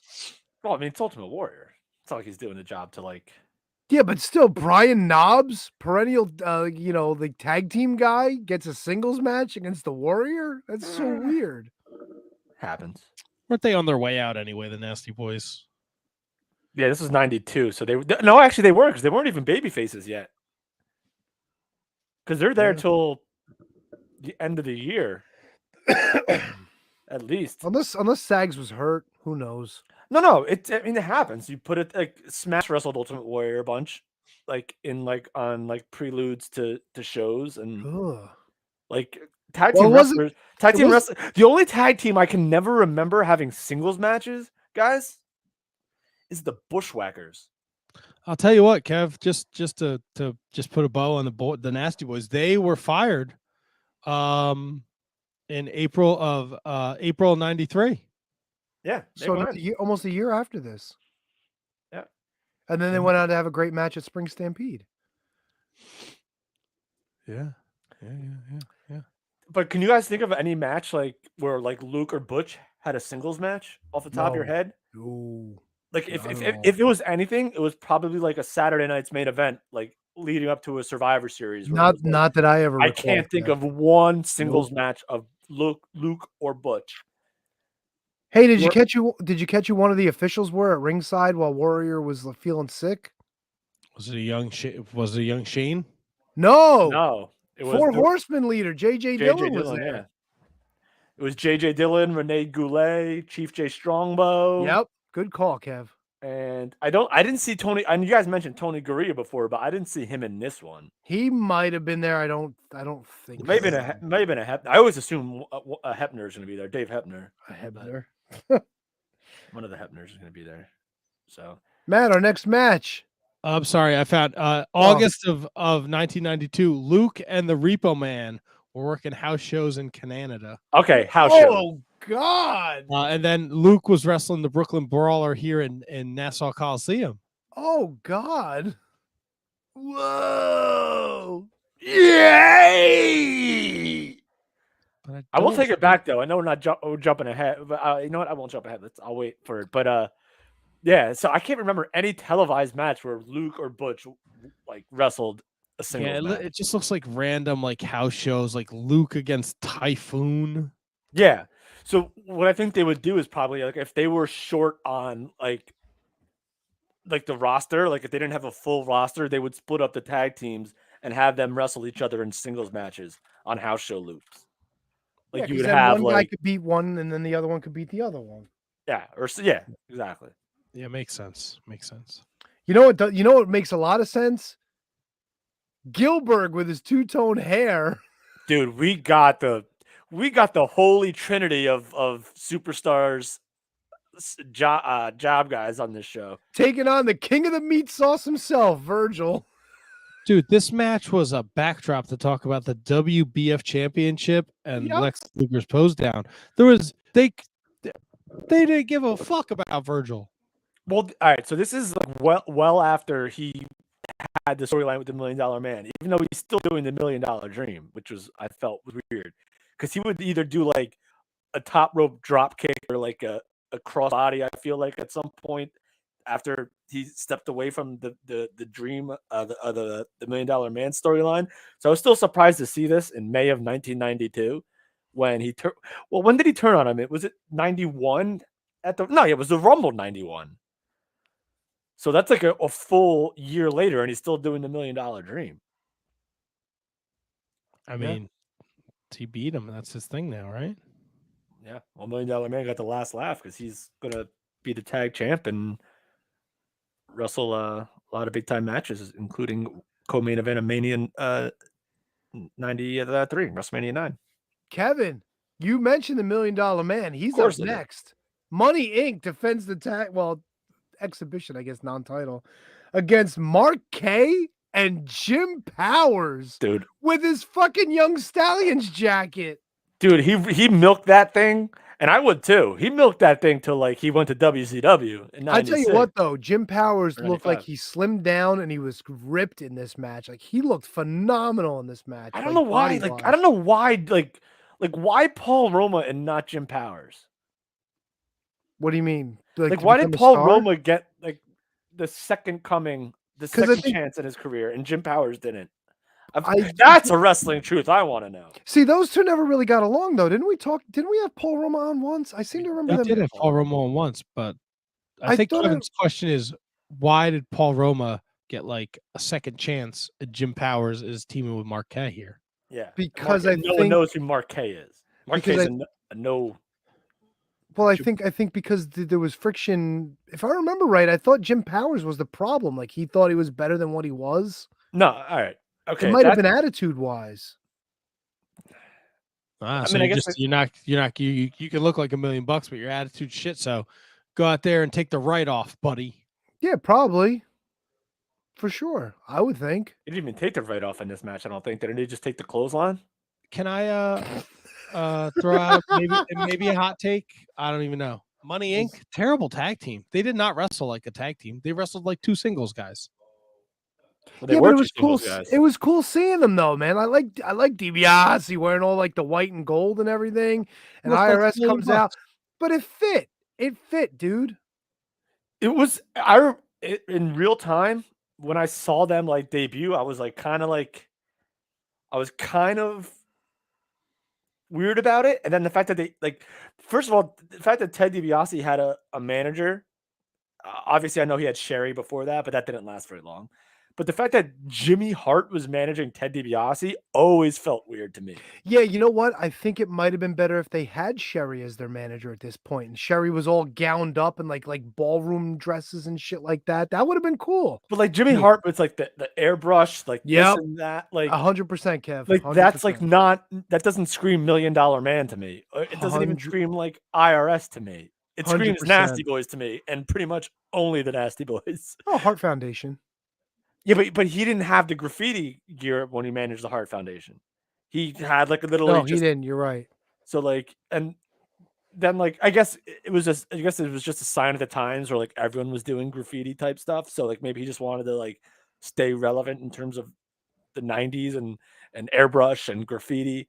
But him with them, but it also led to his babyface turn, which ended up having him manage Hogan. But that was a ways away yet, though. No, of course. But I mean, if we didn't get Jimmy Hart with Money Inc., we never would have got Jimmy Hart with Hogan and Beefcake. Whether or not you call that a success or not, that's up to you. Yeah, but then we also got Jimmy Hart managing the world champion, which is another weird thing. That is weird. Hulk Hogan with a manager is weird. Hulk Hogan. I said that right. You heard the way I said that by accident. Hulk Hogan. Well, next we get an event center with Sean Mooney, who's amazing, by the way. Isn't there an update in between here? Yeah. Yeah, event center. Not an update. A Mean Gene thing? Update first with Mean Gene Yeah. about the voodoo, and now we got an event that's center. right. Yeah. And we get an interview with High Energy, Coco Beware and Owen Hart. Terrible promo. And we get one with Rick Martel. Another terrible promo. Rick This Martel, he was mad at Tatanka, though. Buffalo breath. I'm going to take so much more from him than his feathers. Buffalo breath really popped me, though. I thought that was funny. it was fine. It was funny. Just hearing like his French accent and how like really not like, dude, I'm telling you right now, like none of these guys were great at promos. Like none of them. I was okay with Rick Martel on that. I'll tell you the guys that I thought actually did have a good promo. And I think that was eventually coming up. I don't know if it's in this update or not. It might be in the next one. It was the Beverly Brothers. I think they had the best one. But yeah, it was okay. But like I never knew that Mike Enos had it in him to like cut like an actual like decent, like you never saw him have charisma ever in WCW. So you put the Genius with him. Yeah, but even the Genius didn't do much. Genius just said. It's the story of Lanny Popo's career. That's seriously. You got paid very well though. He did. He had that like Mr. Perfect run, and then like that was it, bro. He was that was a good run. That was a great run. But that was a great run. But then like he parlayed that into like he was still around with the Beverly Brothers. Then he worked at WCW and nobody knew because they never used him. He still got paid. Good. Greatest thing that ever happened to him, bro. Getting paid to sit home. I'll take that shit. God, feud with Jameson. Well, the two-tone fucking mullet streak continues as the British Bulldog takes on Barry Hardy. Here's a wrestling truth I want to know, Matt. I'm sorry. Were the braids real, or were they extensions? My guess would be extensions. They'd have to be. That's a great question. They'd have to be. This is another match where it's just Mr. Perfect is talking to wait till after the match. We're gonna have something that blows your mind, and then. Oh, we got Repo Man on the insert. Yeah, I got the dog chain. Bulldog. I hate dogs because they ruin my job profession. Can't believe that's Demolition Smash. But I got it's weird, a dog right? choker. Yo, Mr. Perfect stinks. That commentary. Oh, he's terrible. He's terrible. But you know what he's not terrible in? Our next event center with the Ric Flair picnic. How fucking great was this? You guys didn't like this? Dude, this is fucking. I mean, it's cheesy '90s. It was. Yeah, but when Ric Flair's like play the message and Perfect pops the tape out and smacks it and then puts the other tape in, come on, bro. Why did he have another tape in there in the first place? And if it wasn't there, why wouldn't he like want to save it? It was obviously his tape. Because they're all about the money, man. They don't give a shit. They got money to fucking spend. They don't care. And when they pop the tape in, it's Elizabeth saying, "I love you. I'll be home soon." I know you're on the road. You're on the road, baby. I gotta ask you guys this. What's up? Right?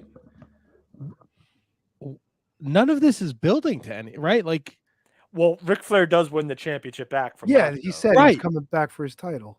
Right. But SummerSlam 92 is Savage Warrior for the title. Right? Rick Martel's wrestling Shawn Michaels at SummerSlam. Like, nothing here. Like, when do we get the pay? Like, oh, wait a second. Wait, so that SummerSlam is Savage Warrior for the title? Yeah, it is. So Yeah. Ric Flair may have. Wait, so who's the champ at this point? It's Savage still? Savage just won the belt at 8. All right. Like, So when does Ric Flair win it? And then when does Savage win it back? Because if he wins it somewhere after SummerSlam before October, because that's when Brett beats him. So, but then Ric how is Flair Macho? isn't But then even how is on- Macho Man the champion? Because this is after. Because Macho Man beats him at WrestleMania 8. Okay, gotcha. Duh. And Savage beat Warrior beat Savage by count out at SummerSlam at Wembley. Yeah, and then Ric Flair ends up beating Savage at some point, and then Brett beats. Yeah, Ric Flair beats him at a house show on Primetime Wrestling, Hershey Park, Pennsylvania, September 1st. And then Brett beats Flair. I think maybe like October 12th. Saskatoon. Like a month later? Yeah, 41 Wow. days he held it for. That's crazy how short that was. Well, because everyone, I guess the cards were on the table that Flair was leaving. Yeah. Flair wasn't even at SummerSlam 92. Yes, he was. He didn't wrestle. Well, who interfered in the title match? Was it Flair? They both did, I think. It was Flair and Perfect. Yeah. Because the whole thing was like Mr. Perfect was going to be in the corner of either Warrior or Savage. And it turned out that he didn't give a crap about either one of them. Nope. Another thing we don't give a crap about, Crush is up next, Matt. Oh, this was atrocious. And the Beverly Brothers right after. That was a good promo. Good. Okay. I'm with Kevin on this. Well, Bobby Knight takes time out of coaching the Indiana Hoosiers and takes on the Mountie in our next match. Bro, I never recall the Mountie carrying around this guitar case with this fucking taser in it.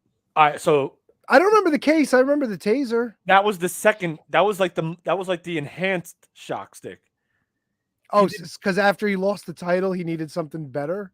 I don't know. I don't know why. I don't remember why he got rid of the original one, but he got like this like extremely massive one in his feud with like, hey, listen, we don't have anything more for you, so we're gonna put you with Sergeant Slaughter.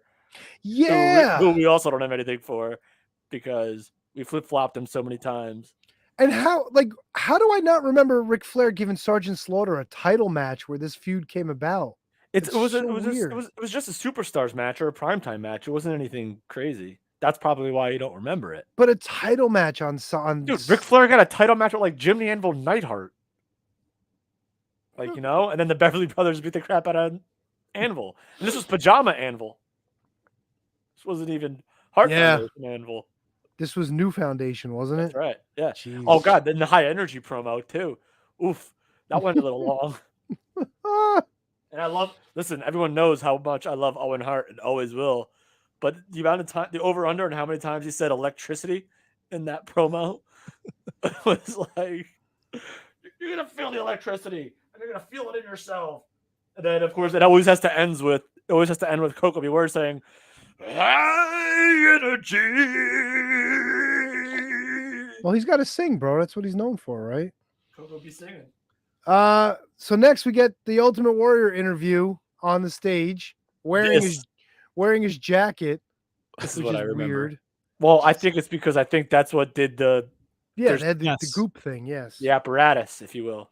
Here's the weirdest thing about this. Forget the fact that he's like got goop coming out of his head, right? Goop. He's got the goop coming. He's looking at his fingers. He's shaking and he's yelling. And the next thing you know, cue his music and he walks off all like fucking like what just happened and his music is playing. And also, is it That's really hard? That's a hard cut with no audio. You know what I'm saying? That's like we'll be back or something like that. You know, or just go to black. I think even more than that. How is it a curse if it's just like doing something to you that doesn't seem to even hurt you? Did we talk about when they went and they showed the footage of the Ultimate Warrior throwing up? We sort of did, but yeah, when he threw up on the doctor. And here's another thing, Matt, by the way, Matt, is that Mr. Perfect kept referencing that the doctor died. Yeah. And I don't remember that at all. No, the doctor didn't die. Of course the doctor didn't die. It wasn't a doctor, but like no one, like Mr. Perfect got so much joy out of the fact that someone died because Ultimate Warrior puked on him. Yeah. It's fucking weird, man. 1992 WWF is weird.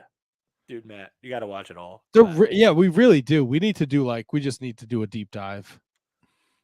Do you want to start a few episodes prior or do you want to just go forward?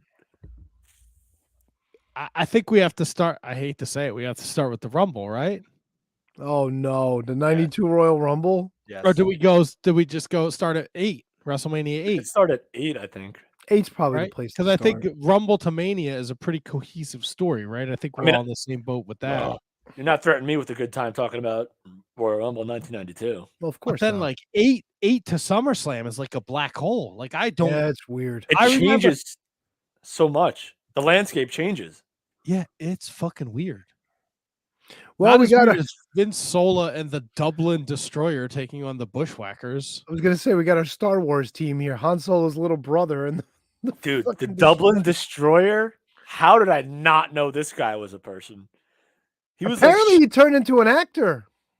The Dublin Destroyer? Yes, he became an actor. I did a little bit of a dive on him. You know what's so weird in the 90s? Like a lot of like the enhancement talent gear, like looked like stuff that you would wear like a 1990 aerobic video. Like if you look at who's the guy that freaking got squashed by the Mountie? It was like it's like a hot pink and like baby blue and black, and it looks like you should have a headband on and be like riding a motorized bicycle. Bro, the Dublin Destroyer. He's an actor, dude. Is he ever? He was in Ransom. Movies. He was in Stuart Little 2, Sleepers and Rounders. Yep. Pootie Tang. Oh, all right, Matt. Your mission, if you choose to accept it,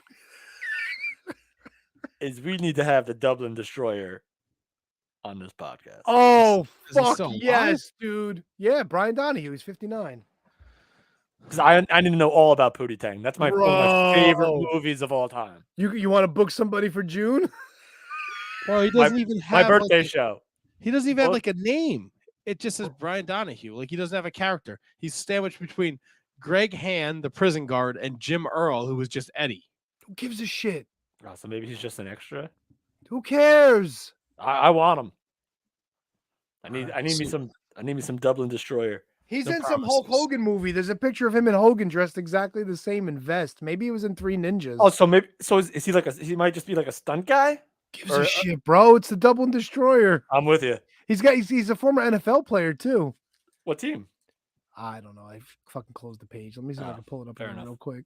No, that's all good. I don't see any Hogan movies on here. Yeah, but there's a picture of him and Hogan. Like if you look on his IMDb. Schlongy Boy says he's on Dark 2. I'm assuming he means Dark Side of the Ring.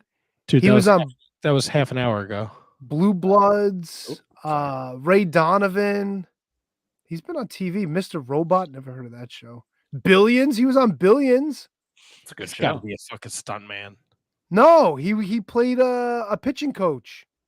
All right, put me in, coach. Take that back. He's been on the Late Show with David Letterman.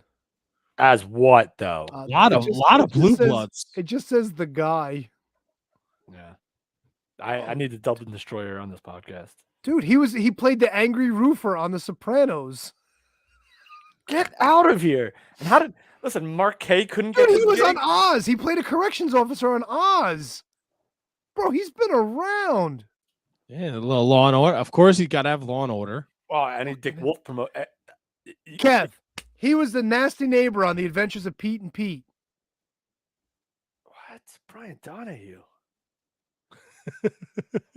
This guy, where have you been all my life? Thunder in Paradise. There you go. Fucking A, dude. We got to get him on the show. That's the main event.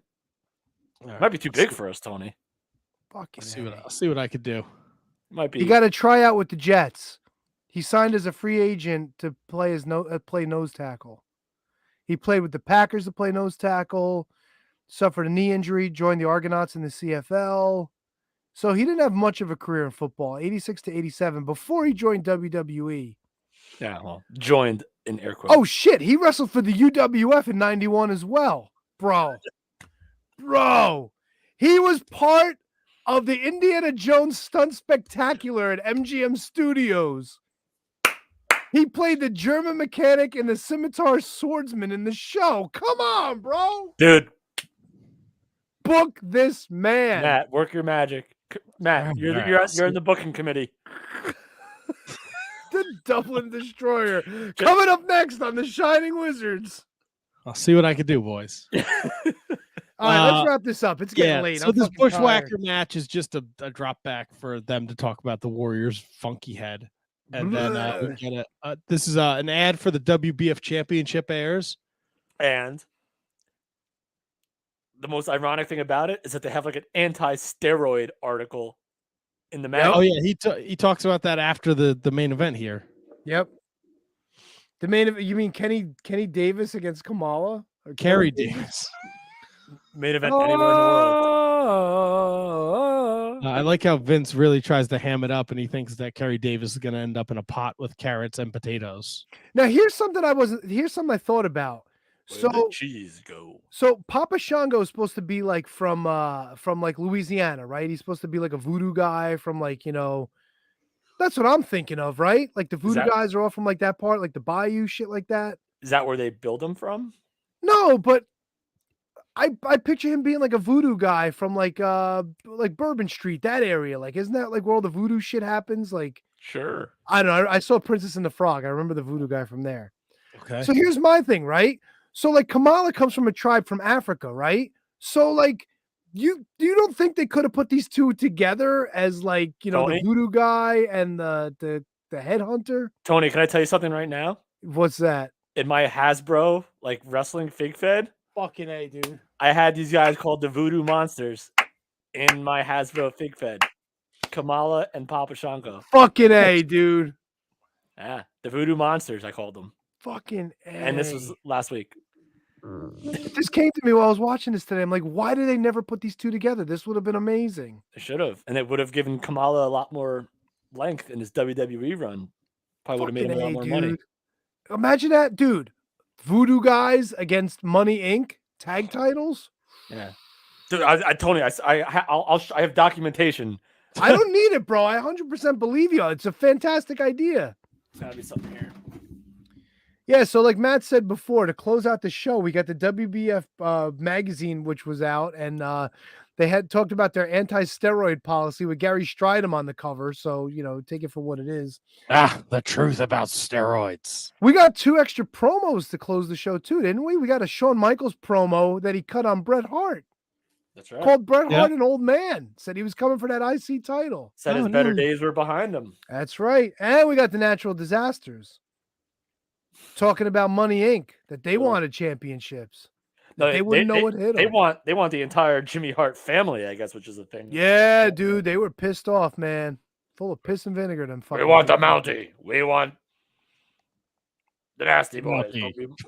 That Shawn Michaels promo though was fucking weird as shit too. It was so funny, like especially with the history that comes down between the two of them. That must have been very fresh in like the Sherry run, because Sherry was still dressed as like, other than like the makeup on the side of her face, she was still dressed as like kind of like DiBiase / Queen Sherry. She didn't have like she wasn't all leathered out. I'm just I a love it, sexy Daddy. Kurt. Sexy Kurt.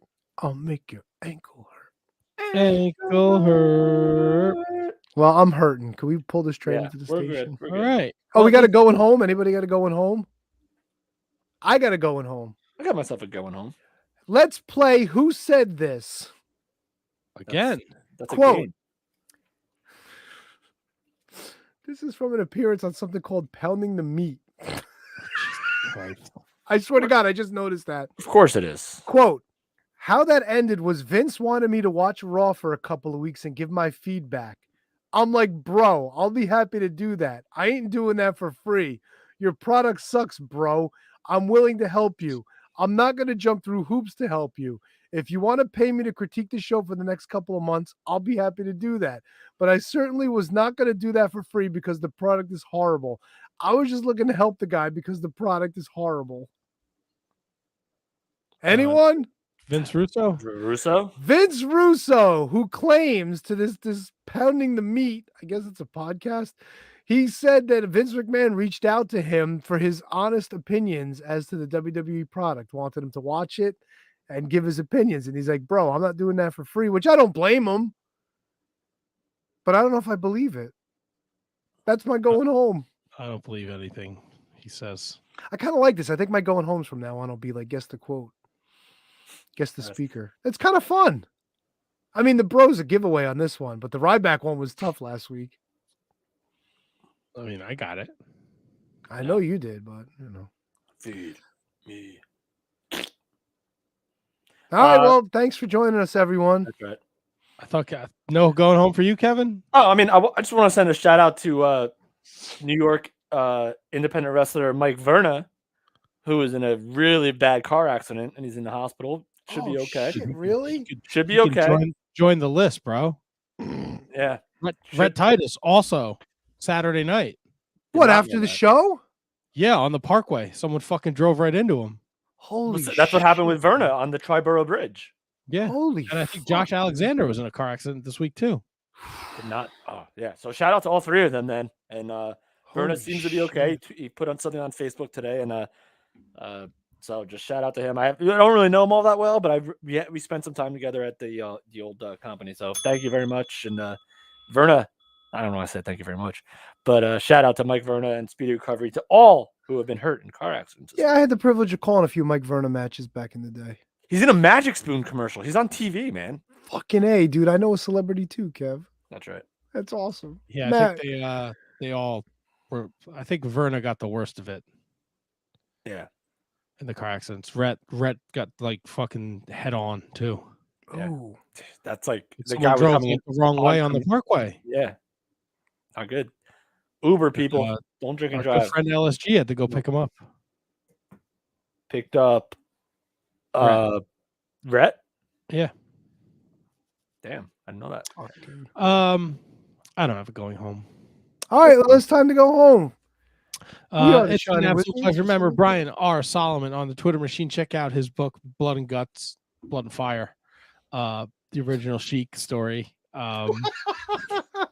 Just put Blood and Fire into your fucking search box. Blood and Fire, the unbelievable real-life story of wrestling's original Sheik. ECW Press, not available in any kind of paper form, but available for Kindle on Amazon currently. Go to barnesandnoble.com.